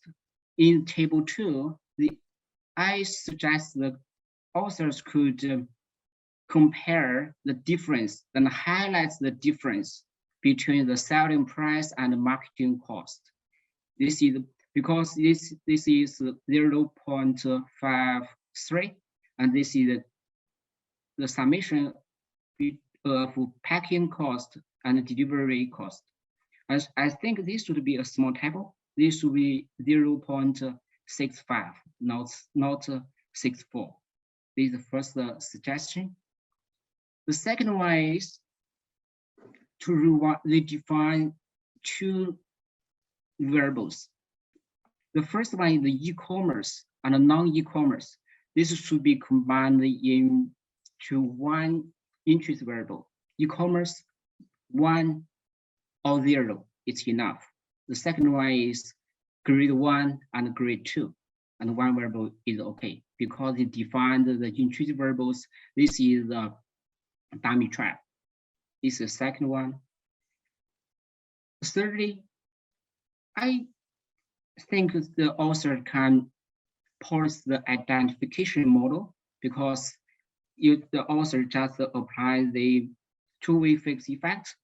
The first one is clarify the sampling approach, and the samples is randomly analyzed. This means we can get the Corel effect. In the econometric models, all fixed effects should be included in the econometric model, like the village dummy, the county dummy, and the year dummy. And thirdly, I guess this is a bit difficult because like the contour paper in 2020, they just use the experiment to get the Corel effect. And the last one is the main interest variable should be included in the regression from table 5 to table 7, like this one. This means the main interest variable, e-commerce, should be included from column 5 to column 8. And the grade 1 and grade 2 should be included in the regressions as well. If we do not include grade 1, this means the quality of the product.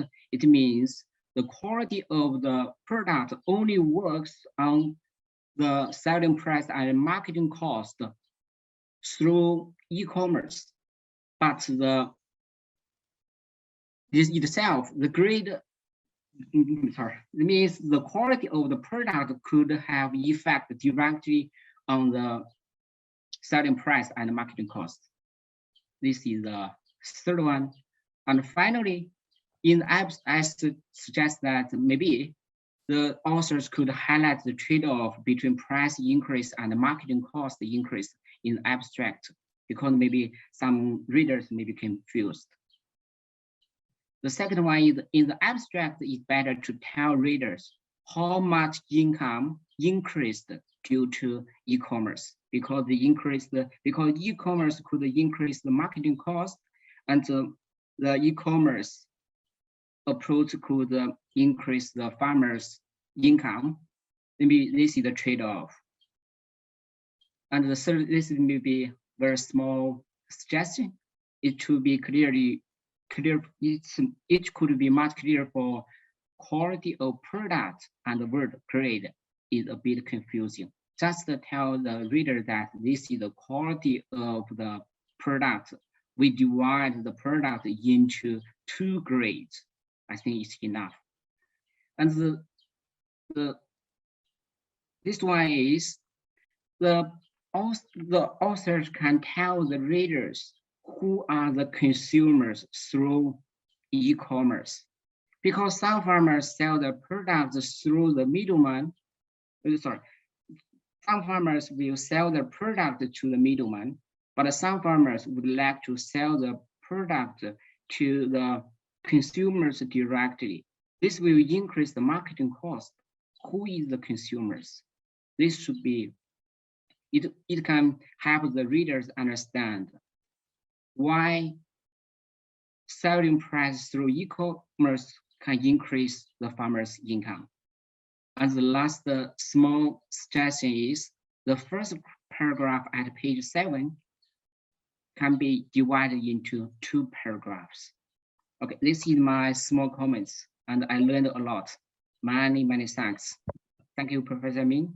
Thank you very much to Professor Wang Li. Thank you. Okay, and thank you very much for your helpful comments and suggestions, Professor Yan. Yeah, and to a large extent, I also agree with Professor Yan about the dependent variables used in this paper. Because from the title, we can say, do farmers earn more from agricultural products through selling e-commerce? From the title, we can say, yes, farmers earn more, or no, they don't.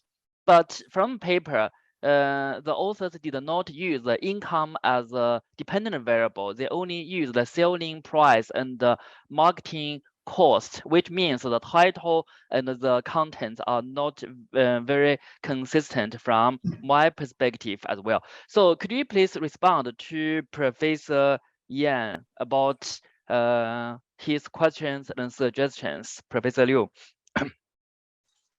Oh, yes. Thanks a lot for the professional comments and questions from Dr. Wang Lina as well. Okay. Yeah, about Professor Yan's comments. Yeah, it's very professional and also in detail. About okay, I will answer the first the question also you mentioned about the income. Yes, I think probably the content of the paper did not prove whether it's improved the income directly.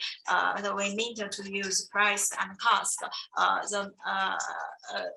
and also gross return to prove this question. Yeah, probably we can revise some terms in the paper. And the question from Professor Yan, there's I think because of the time is quite limited, I didn't explain how we measure the adoption of e-commerce. Actually, we only count the farmers who sell their products to consumers directly. If they sell their products to the e-commercial company, actually it's not included, because the e-commercial company is also works like a middleman. They just send their products to there. But no matter the farmers sell their products on Taobao or just put some advertisement by WeChat moments, we think we count them as the adoption of e-commerce. Yeah, some comments on the models, abstract, and some terms.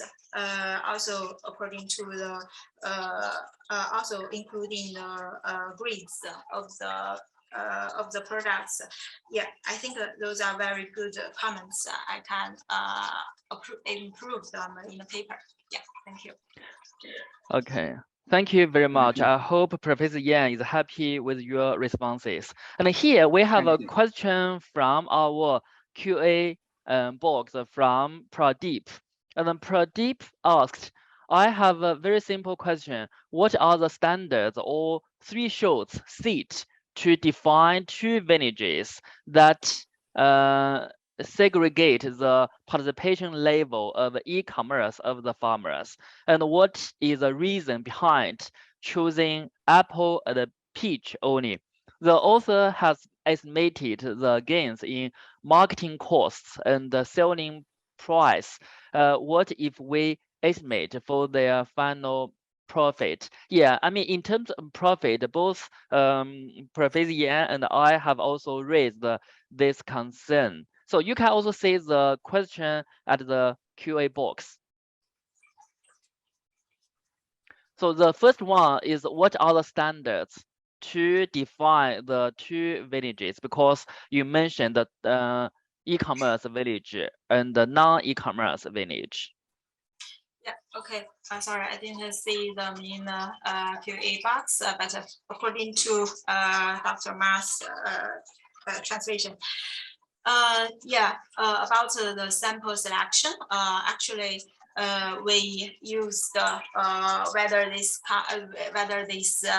village is Taobao village. Taobao village is a very good variable to say whether the extent of the development of the e-commerce of this village. So we randomly selected these several counties. Actually, we didn't mean to select the county who is producing apples or peach or pecan. It's just randomly. We just mean to put them in the east of China, where the development of e-commerce is better than other parts. And once we selected the Taobao village, and then we select another village who developed e-commerce less more weekly. Let's say in this way, we can do the paired selection. So it's like it's more like the PSM we did during the survey. So we get another group of less developed e-commerce. Another group is e-commerce. In each village, we also have long e-commerce use and e-commerce users. Yeah. Yeah. Okay. Thank you. I mean, in terms of profit, probably you should either revise your title to better reflect what you have done in the paper, or to include the farm profit as an additional dependent variable in your analysis to make it in a more comprehensive way. So finally, we still have a few minutes to give to another participant who has a question. Leslie Wu, could you please ask your question in a simple way because we have limited time? Okay, thank you, sir. And I once read an article on AR Insight that used RCT to study the impact of e-commerce on farmers in China, and the conclusion was that it was highly heterogeneous. And according to Professor G report the day before yesterday, and if I remember right, and only about a quarter of the farmers who use the new apps and can benefit from them. And therefore, I would like to ask Professor Lau whether the influence of e-commerce can be divided into two parts. Absolute benefits come from farmers who use e-commerce. It improves their output or reduces their cost, and relative benefits come from the reduced income of the other farmers who do not use e-commerce. And for the last part, is it safe to assume that if farmers are all using e-commerce and they are still at the same starting line? Thank you.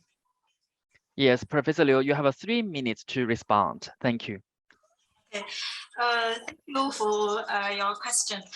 Yeah, actually, I can do that in future. Yeah, actually, yeah, it's a very good point. But in this paper, we have not think it in that way. But I will try what you said. Thank you. Okay, thank you. And yeah, time is up. And now let's move to our next paper.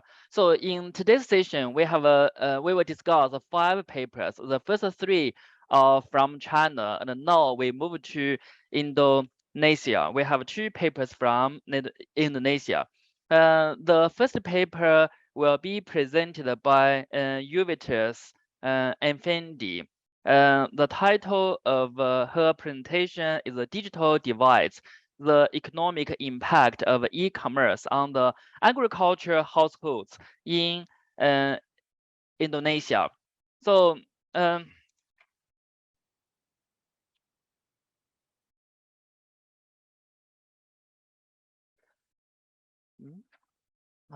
can't find.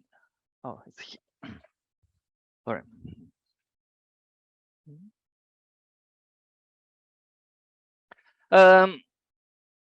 So currently,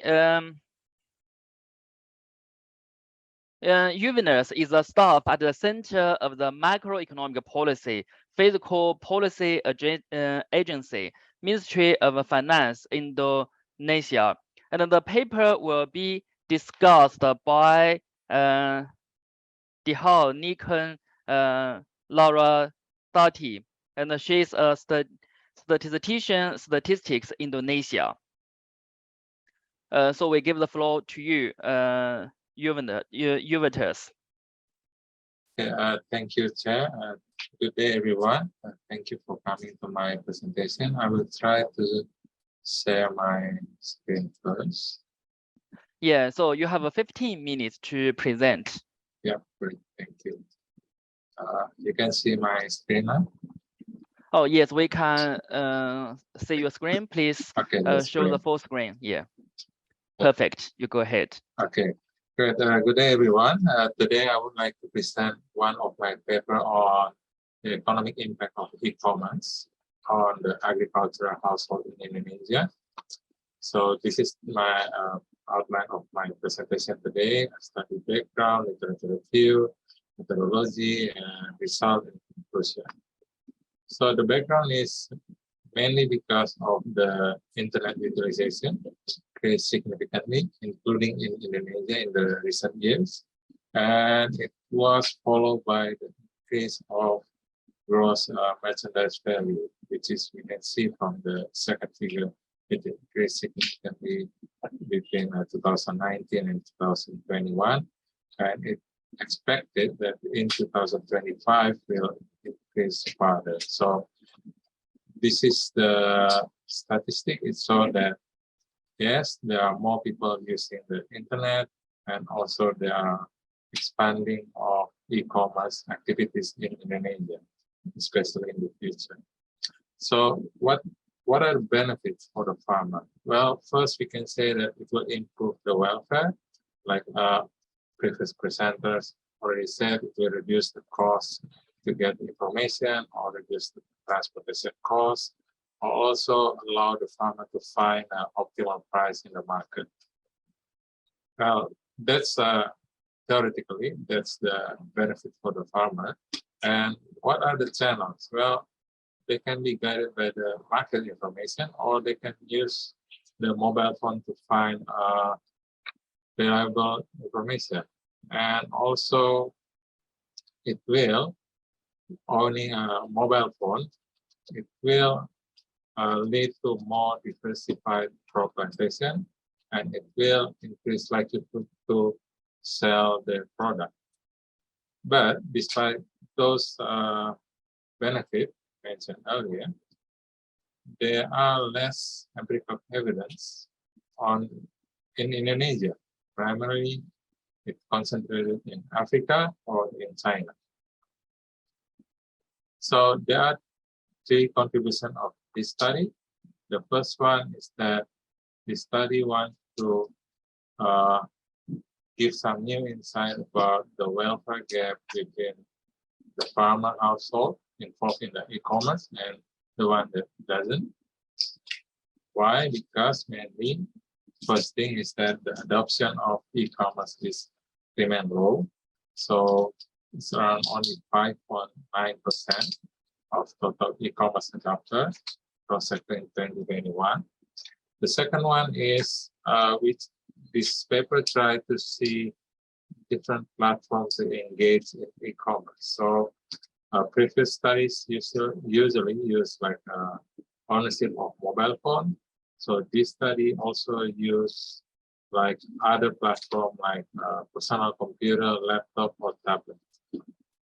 And the last one is this paper tried to establish causal relationship between e-commerce and the economic impact on the farmer household in Indonesia. So on the literature review side, mainly there are two sides: the demand side, supply side. In Africa, the demand side mainly about the effect of internet connection on expanding market access. So it's about market access, and it will reduce information friction. On the supply side, it's about the productivity and the production cost.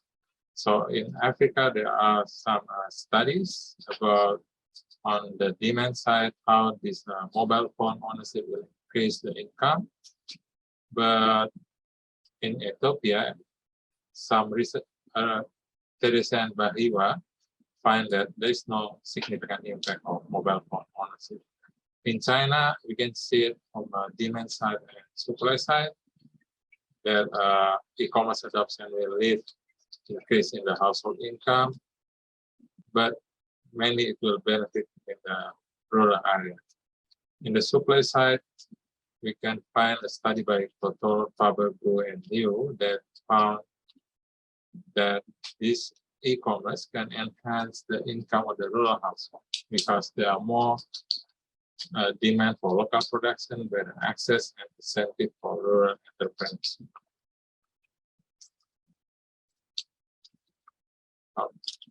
So what about this study? Well, this study tried to use a framework of production function.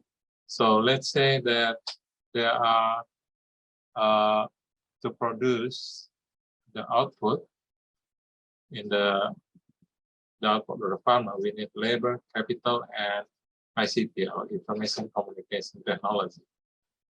And the output will lead to higher income per capita.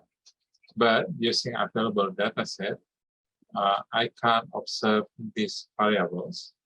What I can observe in the survey data set, like household characteristic, like education, age, I can observe that in the survey. And for the capital, I can obtain like the ownership of household asset and access to financing. And for the ICT, well, in the survey, there are some data on how they use the internet to gain information or to learn or to engage in e-commerce. At the end, we want to see the outcome, whether there's a difference in the expenditure per capita between the household, the farmer household that engage in e-commerce and those who don't engage in the e-commerce. So the treated group is the farmer that use internet either by using like mobile phone, PC, laptop, or tablet to sell product. While the control is the control group is the farmer that access the internet but not sell any product online. So to do so, I use this socio-economic survey of Indonesia 2021. So it's only 1 year. And how I do it is mainly I using probabilities for matching to do that. In a live approach without doing the PSM, actually we just taking the expected value of between the control and the treated one. But there are two main issues in this estimation because probably there is a bias because there are some differences between treated and control group. And also it doesn't cover the heterogeneity among the observation. So to overcome those two issues, I propose to use the Psm approach. So this is how the Psm approach is, which is probability whether it's treated or not. It's the binary response of the function of household character and household ownership and access to financing. So to do so, I need to make the observation balance to make sure that the distribution of treated and control are similar. And then I also look at the possible channels. Why the household that engage in e-commerce will have higher expenditure per capita than those who don't. Well, there are some possibilities that the farmer that engage in e-commerce use the internet to learn more, like looking for information or learning how to conduct more efficient farming activities.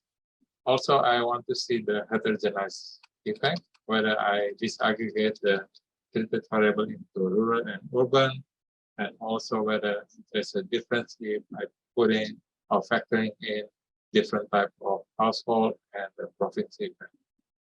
So this is the descriptive statistic. Well, what we can say here is that, well, the independent variable can categorize into two groups. The first group is the household characteristic, and the second group is the dummy, which is the ownership of asset and also the access to financing. Okay, moving on to the proportionality score matching. First, we need to do the balance test and check the common support. So we can see in the unmatched section here, there are significant difference between the treated and the control.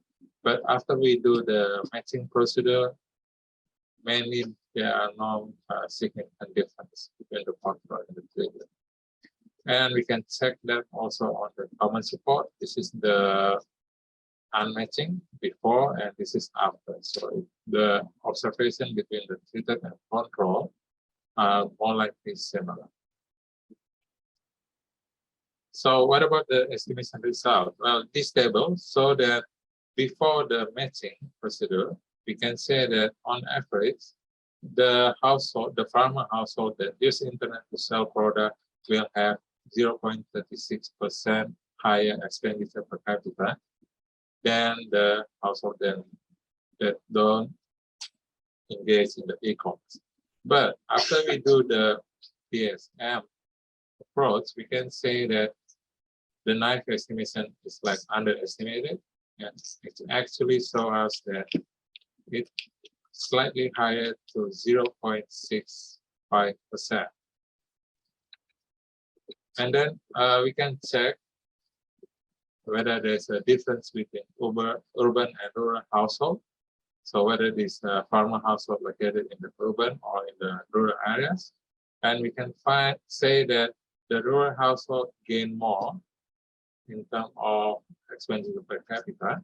So we can see that the rural household here have a higher expenditure per capita, 0.47% compared to the control, than the urban household, which is only 0.31. So we're moving to the possible channels, whether the farmer household use the internet to learn or looking for information.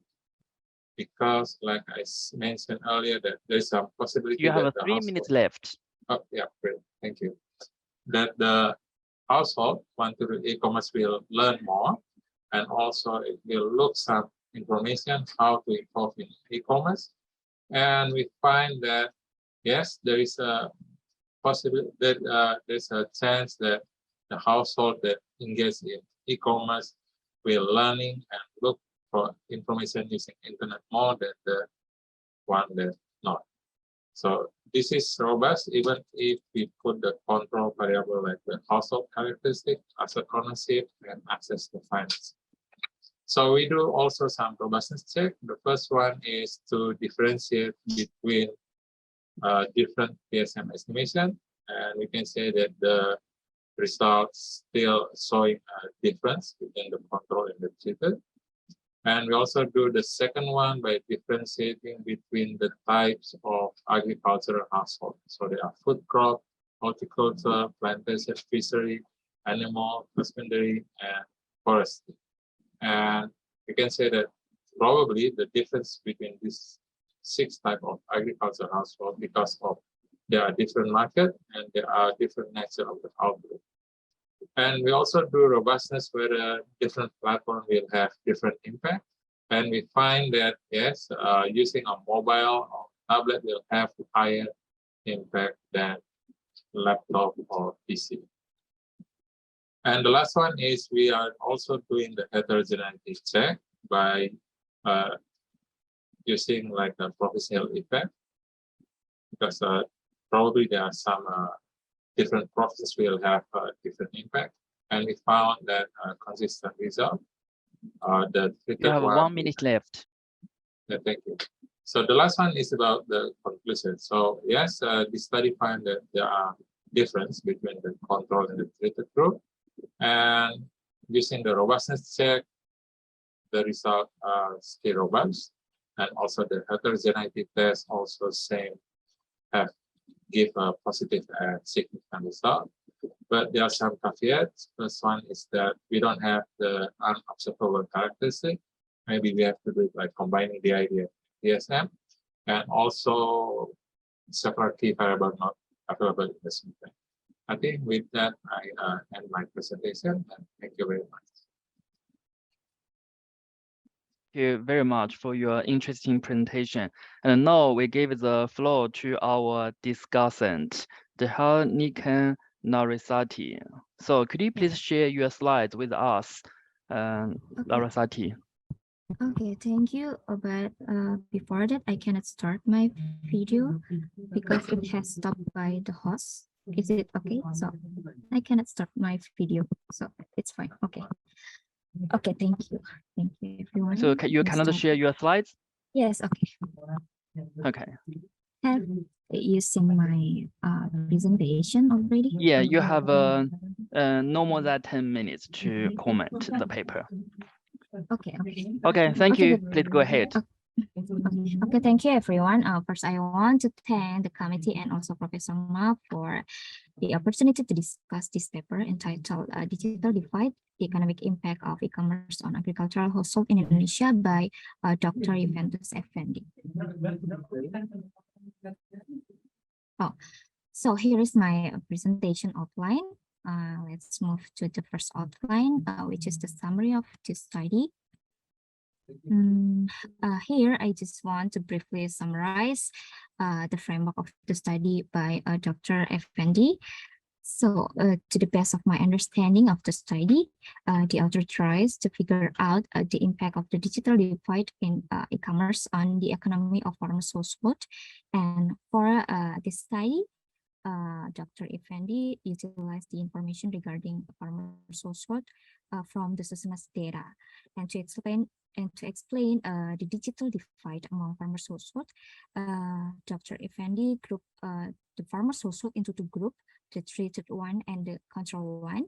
And to describe the impact on the economy, Dr. Effendi used the expenditure per capita as a proxy for wealth. And for the analysis, Dr. Effendi utilized the Psm approach to figure out the impact of the digital divide, and also for the robustness test, he used kernel density and also caliper Psm. And there are some comment and recommendation for the study. Okay, first, in my opinion, there is inconsistency in explaining the group to measure the impact of the digital divide among farmers' household, but it's clear enough in your presentation before that you mentioned the farmers' household in the treated group is the household that use a platform to connect to the internet, and the purpose is for selling goods. But in your manuscript, I see the inconsistency in the terms to describe these two groups. Maybe later you can correct, or maybe you can make an improvement on your manuscript. So I think it's already clear enough, because from the presentation, I have already clear about the explanation about the constructing the group to measure the impact of the digital divide. But here I want to describe about the questionnaire of the Susunas. There is a question regarding the platform to connect to the internet. This one, which is in the previous slide, is used as a characteristic to define the group. And also there is also a question regarding the purpose of using the internet, which in the previous slide described as e-commerce variable. So probably Dr. Effendi combined these two questions to define the treated group and also the control group. But my suggestion is maybe you can improve your writing in the manuscript, so you can use a consistent terms to define the control group and also the treated group. I also suggest to use a flowchart to explicitly explain the derivation of the variable to construct the group. So it will be easier for the reader to understand the difference between two groups. And then I also see inconsistency in the unit of analysis used in this study. In this statement, you said that after the implementation of PSM, the number of observation decreased to 1,555 villages for both treated and control groups, and in total there are 3,110 households. So which one do you use as the unit of analysis, village or household? Maybe you can make an improvement in your writing, in your manuscript. And I also want to confirm in this table, if you use 3,110 households in the final data set, can you explain why in the tables 5 and table 8, the total number of observation is 3,100? Do you remove some observation, or maybe there are some anomaly or something else? Maybe you can explain it clearly in the manuscript.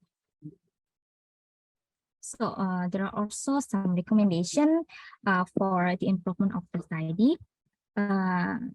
Dr. Evans before has described it.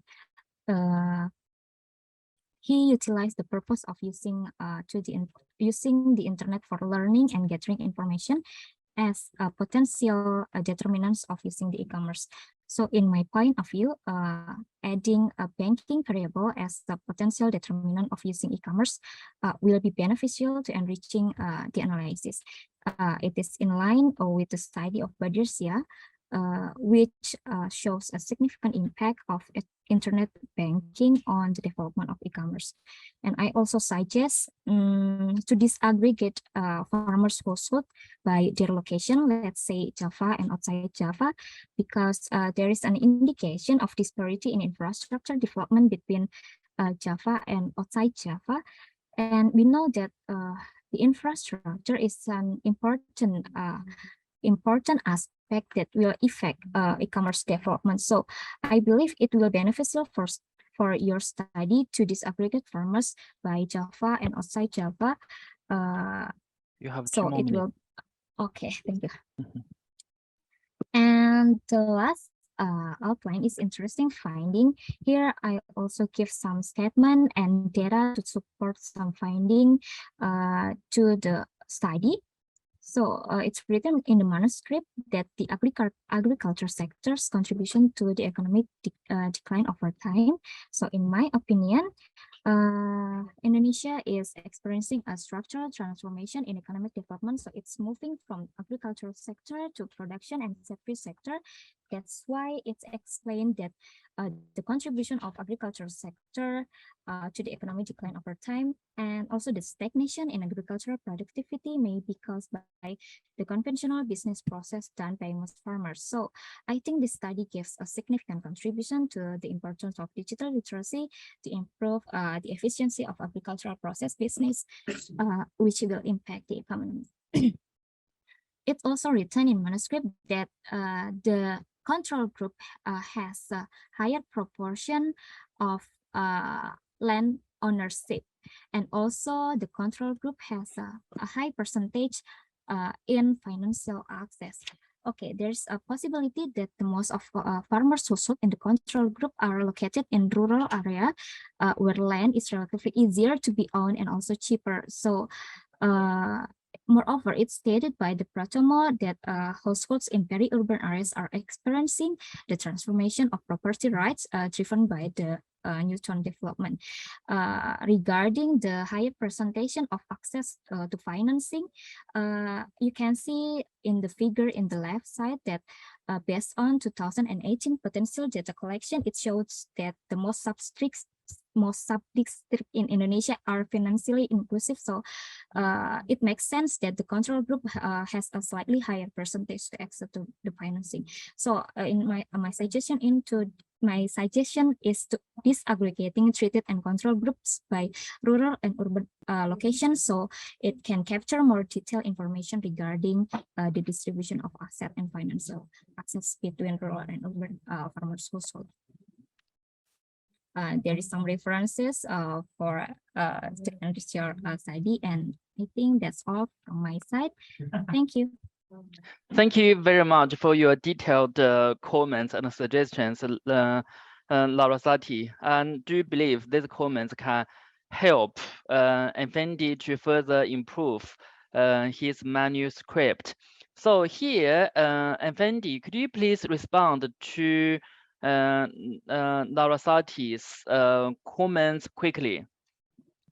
Yeah, thank you, Ms. Larasati. Sorry, my video can't on because it said the host not allow it, so I can't put my video on. But about the recommendation about the flow of chart, yeah, I think that's a good idea. Probably I have to put it in my paper so it's more clear how to construct between the treated and the control group. And about the unit of analysis, about some inconsistency, yep, I have to admit that I ran the model several times, and I think I forgot to update the result in the paper, but the updated result is the one that I present today. So yeah, I think I need to check on the paper again about the consistency, and about e-banking and e-commerce, and about disaggregation of farmer in Java and non-Java. Yeah, I think that's a good idea. I think I can do it. And about the rural and urban, and yeah, also the financial inclusion. Yep, I think that's a good suggestion from the Ms. Larasati. And yeah, thank you for the additional reference. I will take it later, whether it will be, I think it will be helpful for me. Yeah, thank you. Yeah, thank you very much, Effendi. I do hope the comments and suggestions raised by Larasati are helpful for you to further improve the paper. So here we move to our QA session. Do others have any questions, comments, or suggestions to Effendi's presentation? So you can either type your questions in our QA box or raise your hand to ask the questions directly.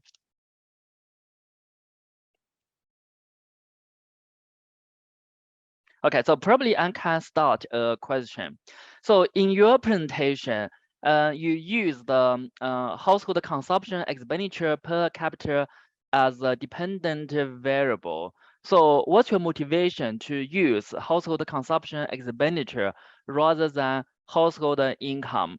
Because in your presentation, you mentioned that like the e-commerce users gain more from e-commerce usage compared with non-users.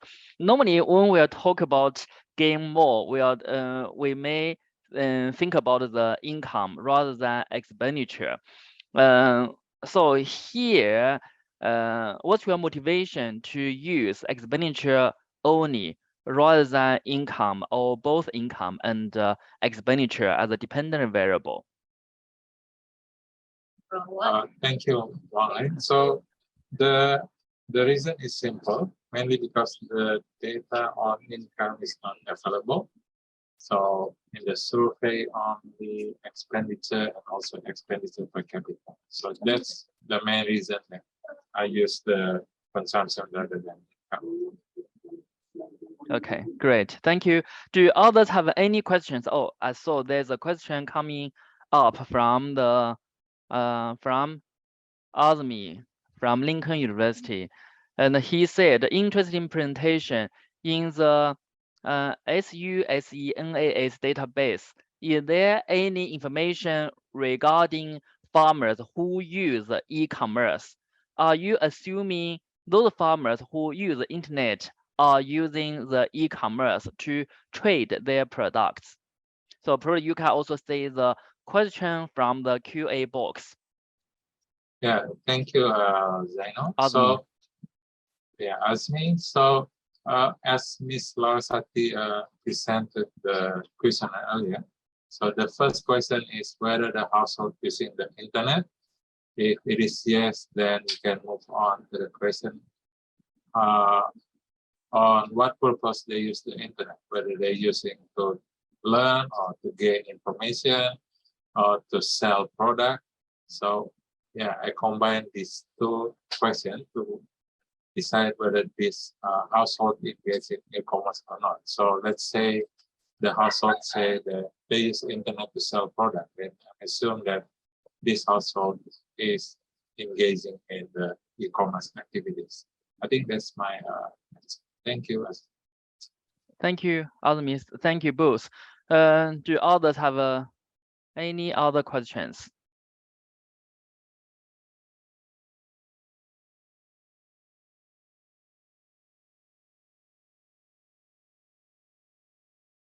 Do you have any other questions for Effendi?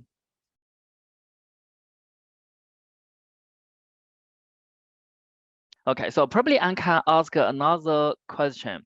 So in the present study, propensity score matching method is used. As we know that propensity score matching method is a non-parametric approach. In the second stage, we cannot capture the factors affecting household expenditure. In addition, propensity score matching model cannot address the selection bias issue arising from unobserved factors. So have you considered using any other instrumental variable-based parametric approach to do the empirical analysis? Thank you, Wang. That's an interesting question. But is there any better way to improve the estimation? Yeah, there are. Well, what I can think of about combining between the DID and Psm, so we can deal with this unobservable issue. But the main problem is that the Susanas, the survey, is not panel. So basically, prohibited me to do the DID and Psm. And also, but the IV, yeah, maybe IV can deal with that, but finding a good IV is also difficult. We have to argue more about the exclusion restriction and so on about those assumptions in the IV. Yes, there are better ways to do it, but with the available data availability, I think that's the best that I can do for now. Maybe in the future, I can do Yeah. other Yeah. Yeah. Thank you. Okay. Yeah, thank you. Yeah, I do agree with you. It is always very challenging to find instrumental variable for empirical analysis, because for valid IV, it should statistically and theoretically meet the exclusion restriction requirement. It's always hard to find the IV. Otherwise, you can either use the instrumental variable-based approach, such as endogenous regression model or endogenous switching regression model to do the analysis, and then use a propensity score matching model for robustity check, which can further improve the paper. However, unfortunately, sometimes we cannot find the IV. And now we move to our last presentation today. The title of last presentation is E-commerce inclusion in Indonesia's rural areas. The presenter is David Lestari Armanian. So currently, David is a statistician at BPS Statistics Indonesia. So it's an organization. At BPS, she is a part of the statistical development and a big data team. As a part of this team, she works to analyze big data and other alternative data, including the data from e-commerce, to support the provision of official statistics. Besides, she is directly involved in developing the quality assurance framework of big data. She also spends considerable time developing open source software such as R packages and is interested in reproducible practices in research. She holds a master's degree in business analytics from Monash University, Australia, and has a bachelor degree in economic statistics from Politics Statistics, Indonesia. So, David, you have 15 minutes to present. And then for this paper, we will welcome Ubitus Effendi to present afterwards. So we give the floor to you and David. Please share with us your screen and present. Thank you very much, Professor Ma. I will start to share my screen.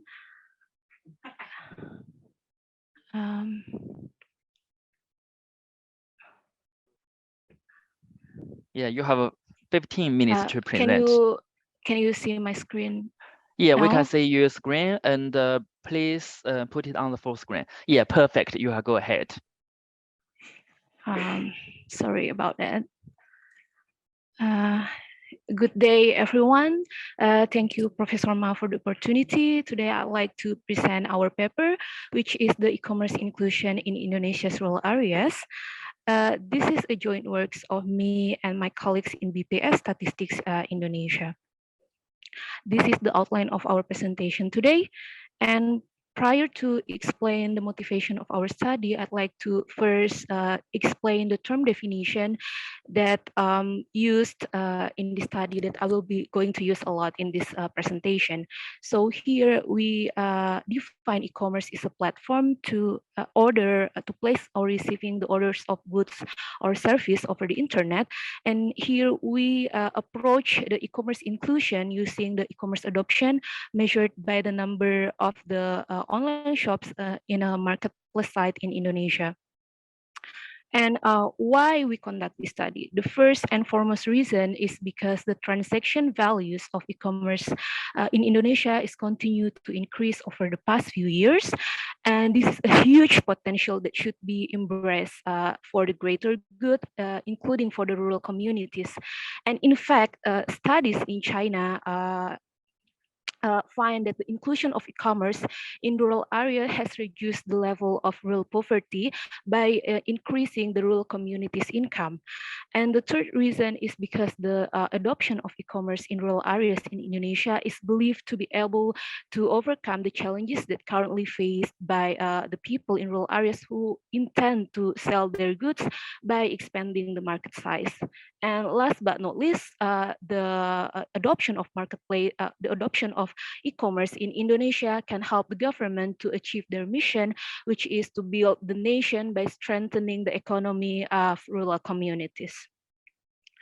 All in all, it can be understood that to be able to harness the fully potential of the e-commerce for the rural communities, the first and the most essential thing is that we have to understand of what factor driving the adoption of the e-commerce, and this is what the study is about.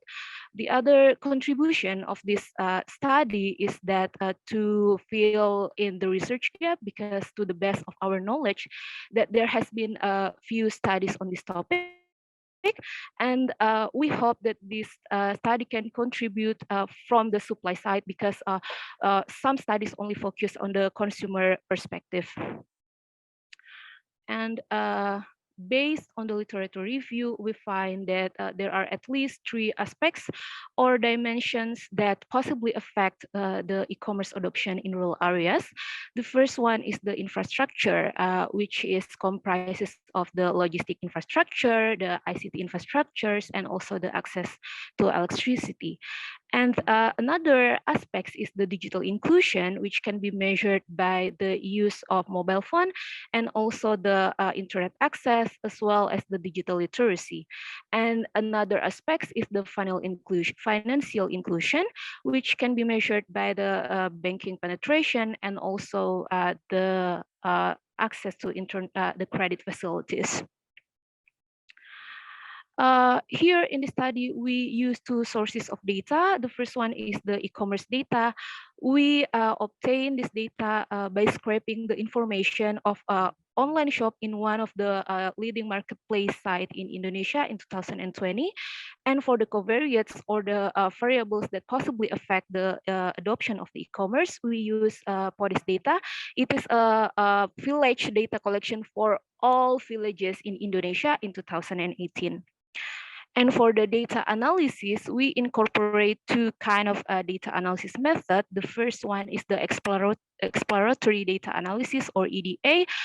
We use this kind of analysis to understand the distribution and the pattern of e-commerce adoption, and to investigate whether there is a divide between the rural and urban areas in adopting the e-commerce.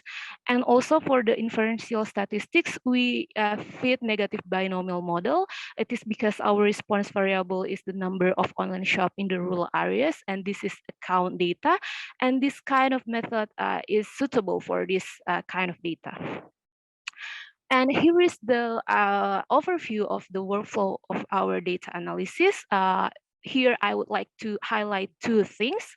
The first one is how we merge these two sources of data. So as I mentioned earlier, when we scrape the data, we are able to obtain the location of the online shop up to the sub-district level. But in another side, in the left-hand side, we in the PODIS data, we have the villages data, which is one level below the sub-district. So we aggregate the data in the PODIS to be able to merge it with the e-commerce data. And another thing is how we determine the rural and urban sub-district status. It is by using the threshold. So if a sub-district comprises of more than 50% of rural villages, then it is can be considered as the rural sub-district. Here is the finding of our study. In the figure 1, we figure the distribution of the online shop in the rural and urban areas. And as you can see in the figure 1, that there are more online shop in the urban areas compared to the rural areas, and the count is only around 13% of the total of the online shop in the marketplace data that we have. And for the figure 2, here we map the distribution only in online shop in the rural areas by province, and also we colored by the status whether the online shop is located in Java or outside Java. It is because there is a belief that the development in Java is far more advanced compared to the area outside Java, and this is confirmed by the figure because most of the online shop is only concentrated in a province in Java. It is also confirmed by the Gini coefficient because as we can see in the table 1, here the Gini coefficient value is more than 0.5 or it is a reasonably high value. So we can say that there is a great inequality, or there is a divide between the rural urban as well as the rural Java and rural non-Java distribution in adopting the e-commerce. We also use the result from the previous slide to fit the model, because there is a different pattern of the e-commerce adoption in rural Java and rural other islands. So we fit to negative binomial model using this covariates. And here we can see the result that there is a difference on the effects of the covariates in rural Java and rural non-Java. It can be seen by the magnitude of the regression coefficient and also from the significance of the variable. So here, for the infrastructures dimension, we can see that the logistic infrastructure and the electricity significantly affect the number of online shops, both in the rural Java and the rural non-Java. And also the COM, which represent the subscription of landline phone, is not not significant in both rural areas. This is might be due to that the popularity of the landline phone subscription in Indonesia is low because it is replaced already by the mobile phone. And for the availability of public transportation, this variable is only significant in rural areas, non-Java. So in Java, this variable is not significantly affecting the e-commerce adoption. And for the digital inclusion, the signal which represent the 5 minutes left. Thank you. The signal which represent the availability of mobile phone signal, and also the signal type which represent the availability of internet signal. Both of these variables affect the number of online shop in both rural areas, whereas the digital literacy, which is measured by the number of the computer course, is only significantly affecting the e-commerce adoption in rural non-Java. For the financial inclusion, all of the variable that related to this dimension, which is the number of credit facilities and also the number of community-based financial enterprise affecting the adoption of commerce in the both rural areas. So to make sure that we have a good model, we perform the goodness of fit check by checking the multicollinearity between the independent variables. And here in table 3, we can see that there is no multicollinearity observed between the explanatory variables. And because our model is the model for the count data, so we did an over dispersion check, and then we can see that here for the negative binomial model, there is no over dispersion observed. So we can say that we have a reasonably good model. And to make the implication of the study more actionable, we map each dimension based on the rural and urban status of the sub-district. So here we are using the bivariate color palette.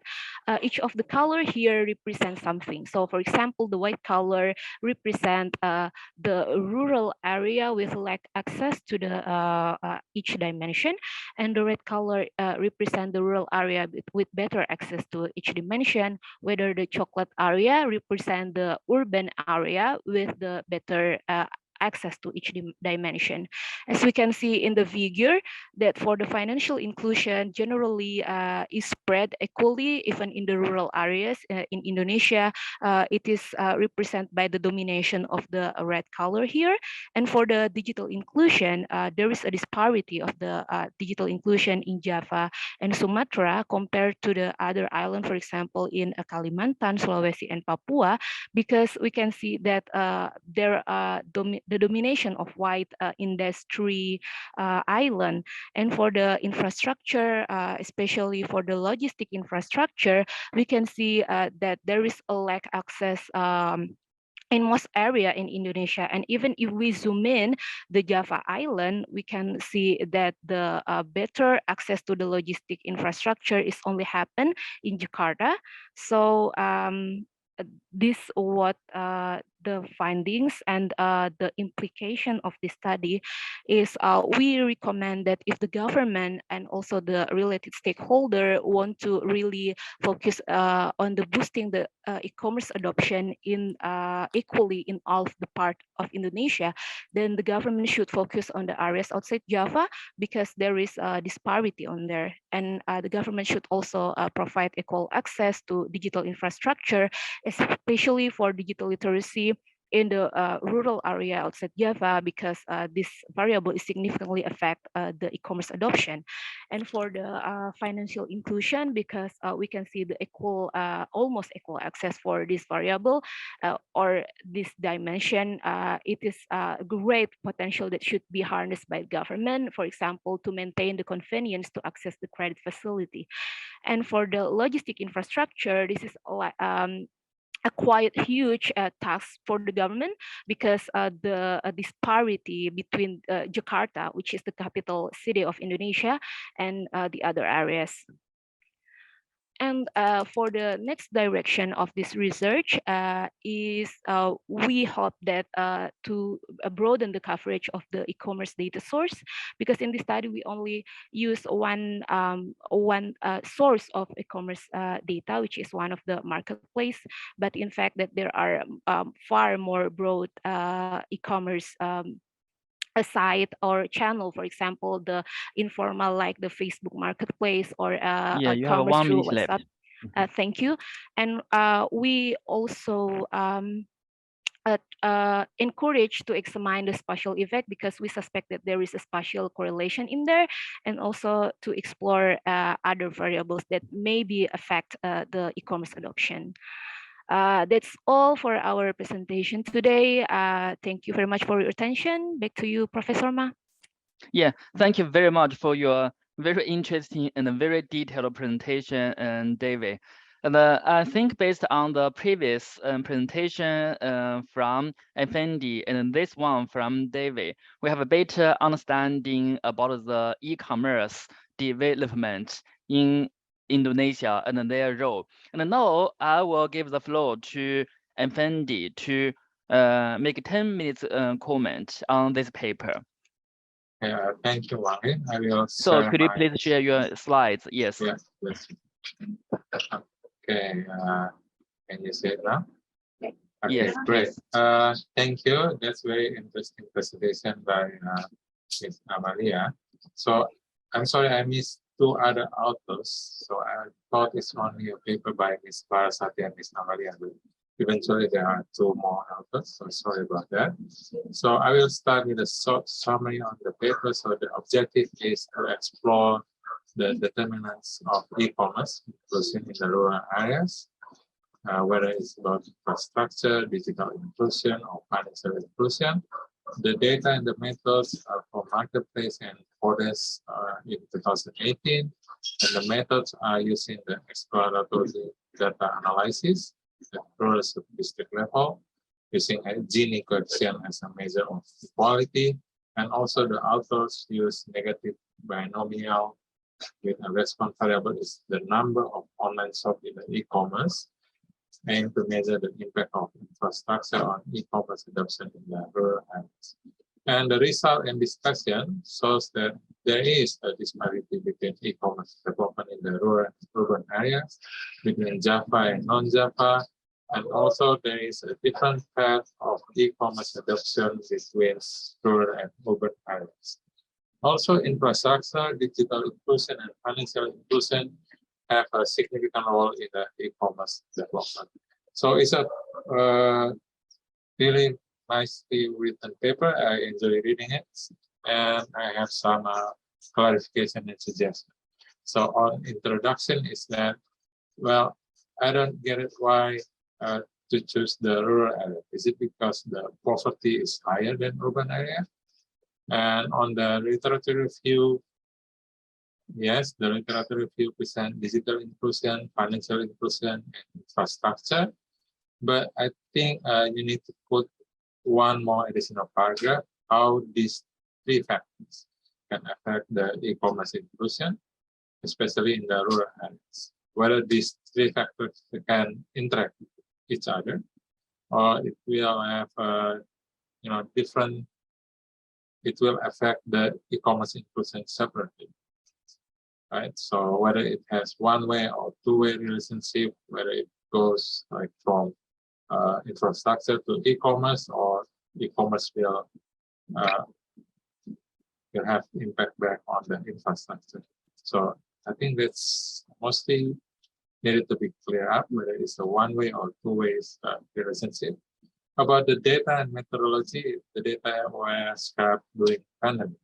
So is there any impact on that? Like early of COVID-19 in 2020, there's a huge shift to e-commerce. And also it said it's a scrap data from marketplace. I'm not sure whether it's from Facebook or there are another source. And also it said about aggregation process. Is it from monthly to yearly? And last one is how to compute the Gini coefficient of online shop. Is it using the percentile of household that adopt e-commerce, or using other research? And about the result and discussion about the exploratory data analysis, I think it will be useful to display the descriptive statistic, because figure 1 shows that there are more urban than rural areas, which is contradictive the objective of this study. And also, I wonder whether this figure 1 represents all observation. And for table 3, I think for table 2, I forgot to put in here. It will be useful if I think you put the dependent variable on the top of the table, so we know what's the model. And for table 3, it's helpful if there's a Gini for urban, rural, and the difference, and what the minimum stand for in table 3. And also, I wonder about the Gini, whether it converts or diverges in the period of 2015 and 2020, because figure 3 shows that there's a different type of e-commerce adoption in the rural and urban areas. And for figure 4, it's about line in Indonesia, but others, right? So what included in others classification in figure 4, because it's quite dominant in the figure. About the effect of infrastructure on e-commerce. So I have a question about why the percentage of villages in sub-districts that have public transportation that passes through the village is negatively affect e-commerce adoption in the rural areas. You have 5 minutes left. Yep, thank you. Also, the statement about this statement on most sub-districts outside Java are dominated by rural areas with good financial dimension. Even in Papua, an area with good financial dimension means that the number of credit facilities per village is more than the average number of credit facilities per village. So it is supported by statistics, for example, whether you have descriptive statistics to support the argument, like whether this financial dimension is like in Papua is really good compared to Java. I think descriptive statistics will be helpful to see that. And about the solution is about to provide equal access to digital infrastructure. Yes, I agree with that, but we have to remember that e-commerce has a demand and supply side. So I think this paper is haven't explored more on the demand side, because providing infrastructure is like more on the supply side. I think that's all my suggestion and clarification. And thank you. That's really interesting paper. And yeah, thank you. Yeah, thank you very much for your very detailed comments and suggestions to David's presentation. So here, David, could you please respond to some comments raised by Effendi? Thank you very much, Professor Ma, and thank you very much, Dr. Effendi, for giving us helpful clarification and suggestion in our paper. I believe we believe that this could be helping us in improving our paper. And I want to clarify a few things because there are a lot of exhaustive lists. So I will only clarify some of the suggestion. For the introduction, it's not clear on why the rural areas in Indonesia. Actually, our motivation is because the government currently want to have a mission to actually build as well the rural areas. It's part of Nawacita, so we want to investigate whether the e-commerce can be adopted in rural, potential to be adopted in the rural areas as well. And also the government actually also want to boost, there is a plan in the government in Indonesia to make something like the e-commerce village, maybe something like the Taobao village in China. I read an article about this once, so this is also interesting thing to be able to be observed. And about the data, the scrap of the data, why we are unable to provide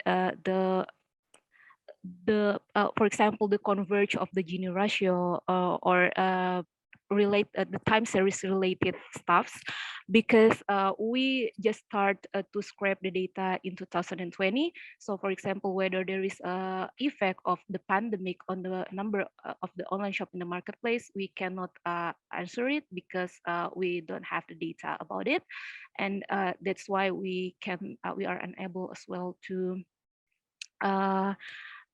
investigate for the Gini ratio, the convergence because of this reason. And the marketplace we use here is one of the leading marketplace, like because in Indonesia we know that there is a Shopee, Tokopedia, Bukalapak, and it is one of them. It's not from the Facebook. And how we compute the Gini coefficient, we compute it based on the percentile of the number of household in every sub-district. So it's not the household that adopt the e-commerce. And thank you very much for your suggestion in the literature review. We will try to incorporate it in our manuscript. And I think that's all that I can remember for your from your suggestion and clarification. Back to you, Professor Ma.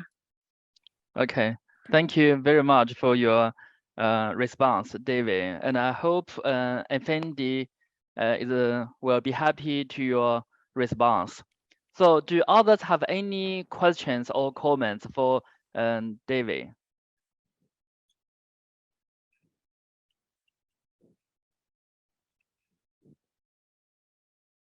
So probably I can start a question. So in this presentation, we can see that rural infrastructure development and financial inclusion are playing important role in supporting the e-commerce inclusion in rural areas. So I was wondering whether there exists some physical or financial support from the government side to support the development of e-commerce in rural areas. Thank you, Professor Ma. I'll try to answer as far as my knowledge. So currently, the Ministry of Trade and the Ministry of the Small and Medium Enterprises, I think they try to boost the e-commerce adoption for the rural communities. But for and also there is a program from the related ministry regarding the ICT infrastructure to also build more or provide more access to the internet and mobile phone signal in the remote areas in Indonesia. But I mean, I cannot fully explain to you on what program because it is outside of the scope of my work and my knowledge. Yeah. Yeah, so, sure. No problem. It's not really a satisfying answer. Thank you.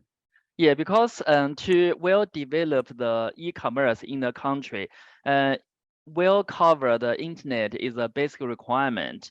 Therefore, in some countries, the government has to invest in the project financially to expand the internet telecommunication infrastructure coverage in the country in order to promote the e-commerce. Okay, so I saw we have a question from our QA box. It's from Azmi. Azmi is currently a PhD student at Lincoln University, New Zealand, and he's originally from Indonesia. So thank you for your nice presentation. How do you distinguish rural online shops? Is it based on the location of the seller or the source of a product? You can also see the question from your QA box. Thank you, Dr. Azmi, for the question. So we distinguish the rural online shop by the location of the sellers because in the marketplace site, there is an information about the location of the shop. So we use that information. It's not from the source of the products. Thank you. Okay, so there's another question from Ruth. Could you give us a rough estimate comparing the e-commerce platform used in this study to other e-commerce platforms available in Indonesia? Can the platform used in this study be a representative of all platforms used in Indonesia? All right, thank you. I'll try to answer. Thank you, Professor Chai, for the question. As the marketplace data that we use in this study is from one of the leading marketplace site. It is one of the biggest marketplace site in Indonesia. But I'm sorry that we cannot like say the actual estimates comparing to the other e-commerce platform. And in the study as well, we has this in the manuscript we disclaim this by saying that the result, the generalization from the result cannot be made because this is only from one marketplace site. But the result, of course, can provide the insight for the condition of the e-commerce adoption in Indonesia. Thank you. Okay, thank you. Do you have any other questions or comments? You can either type it in your QA box or raise your hand.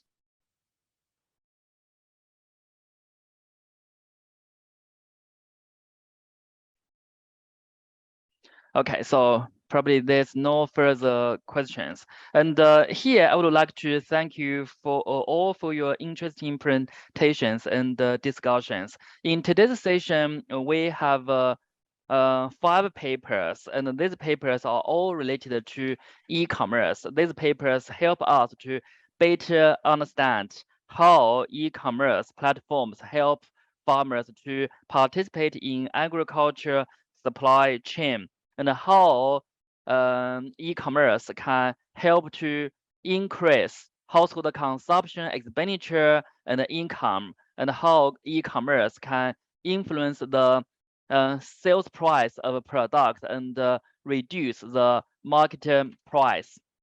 And finally, we have the presentation from David. This paper help us to understand how digital inclusion, rural infrastructure development, and financial inclusion can help to improve the development of e-commerce in rural areas. I think these papers can provide solid evidence for policy makers to design the policies that help to better develop e-commerce platforms or e-commerce in general in rural areas, especially in developing countries where the e-commerce is underdeveloped compared with other countries.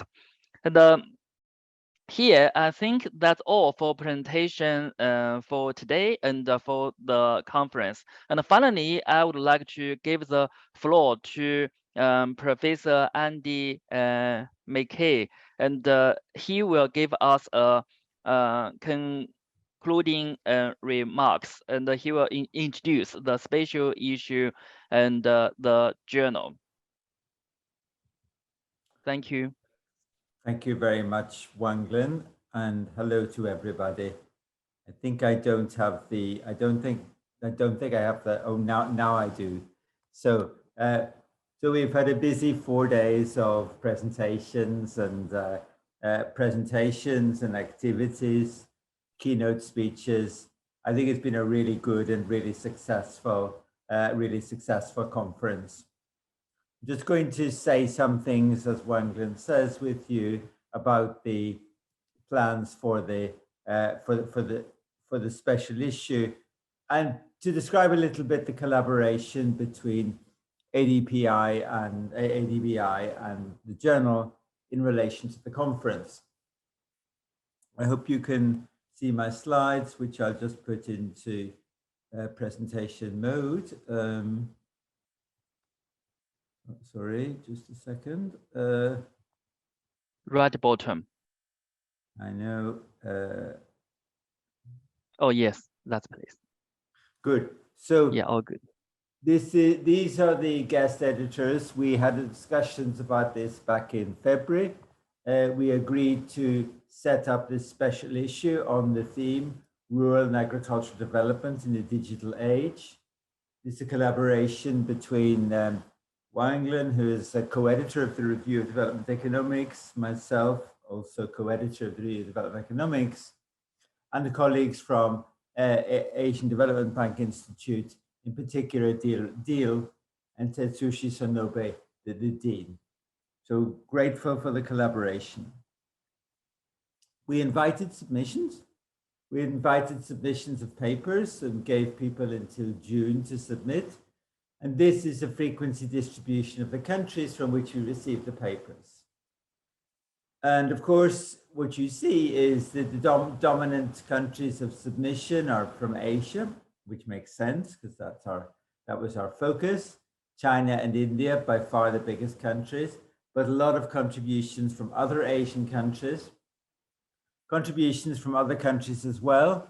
Some of these contributions are from Asian researchers who are based in, say, Germany or the United States. Very pleased to attract such a range of countries of submission. We accepted 28 for the conference. Again, we see a large number of contributions from China, which is our experience with the journal as well, but a wide range of countries, 11 different countries there in the distribution among the submitting countries. Now, of the 97 papers, a number of submissions actually we felt did not fit well to the special issue, and we didn't consider those further.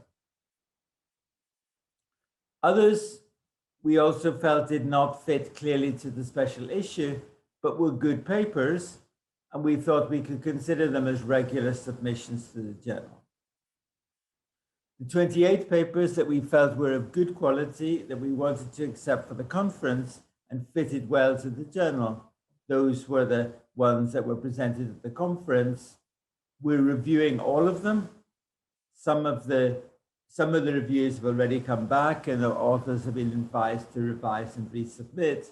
Most are still under review. In terms of topics, it's not always easy to make an exact classification, but important themes were on the internet, e-commerce, ICTs, including smartphones, and then various digital applications, digital extension services, mobile money, and so on. That makes up the 28 papers that we have here. I think it's been a very productive and successful conference. Unfortunately, because of time zone differences, I've only been able to join later in the day each day, but what I've seen has been very good. It's been a fantastically well-organized conference, and there is huge thanks here to the team in ADBI who have put major effort into organizing everything here. Dil, Panaroth, Mummy, then the two mummies have made great contributions. Wanglen as well has made great contributions to the organizing of the conference. This is a great team. This team made this conference work so well. Everything ran perfectly. They gave very good guidance to people. They prepared everything very well. The timing was perfect. Everything really well organized. Very big thanks to the team. We'd like to thank the chairs for the different days. Quing Feng Chang. I can't really thank myself, but I was chair at one point.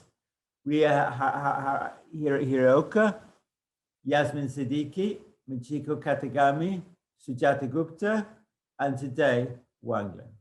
Many thanks for chairing, because good, effective chairing and keeping everything to time is a really important part of the process. And then I'd like to thank the 3 keynote speakers that we had. Professor Michael Kramer, who we'd be delighted to have as a keynote speaker, and distinguished, but also very distinguished Edward Barbier and Professor Ji-Kun Huang. Very pleased to have them as keynote speakers. And of course, thanks to everyone who's participated, the presenters, the discussants, and the general audience. Now, let me just, in concluding, say a few things about the process of the where we move from here in relation to the journal. 28 papers have been presented at this conference. We are getting reviews for all 28 papers. Some of you may have heard back already. Others will hear back soon. It's the nature of journals that many papers are not accepted. We are only going to be able to publish a minority of the papers which have been submitted here. We're going to pick the papers which are, of course, relevant to the theme, but we've already made that choice in asking you to, in choosing you to participate here. But we also want to choose the papers which are of best quality and which get very positive reviews. Of 28 papers, maybe we'll end up publishing 8 or 10, something like that. The majority of papers are unlikely to be published in this special issue of the journal. But while that's disappointing for the people that we are not able to publish, what you will get from this process is good, useful feedback to help you develop your work and take it forward.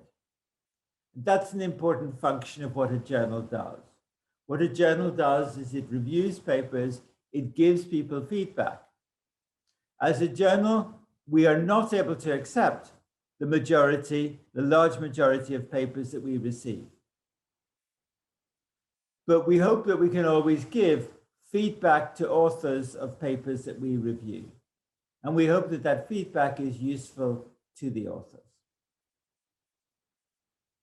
We will get back to the authors over the coming month or so in relation to the decisions for your papers. In some cases, we will ask for further changes. In some cases, we will say, we're not able to publish your papers, but here's the feedback. In some cases, we will say, this is a very good paper, and we will be pleased to publish it. We will communicate with you over the next month or so about this. And we're not quite sure when the special issue comes out. That depends on timetable and other things from the journal. But we hope to bring out the special issue as soon as we possibly can. But remember, you've been part of a process. You've been part of a process of presenting at a conference, of getting feedback, of getting suggestions, and so on. And we hope that it has been a very useful, positive, and interesting experience for all of you. We'd like to thank everybody very much for their engagement, their participation, and their contributions. Thank you very much.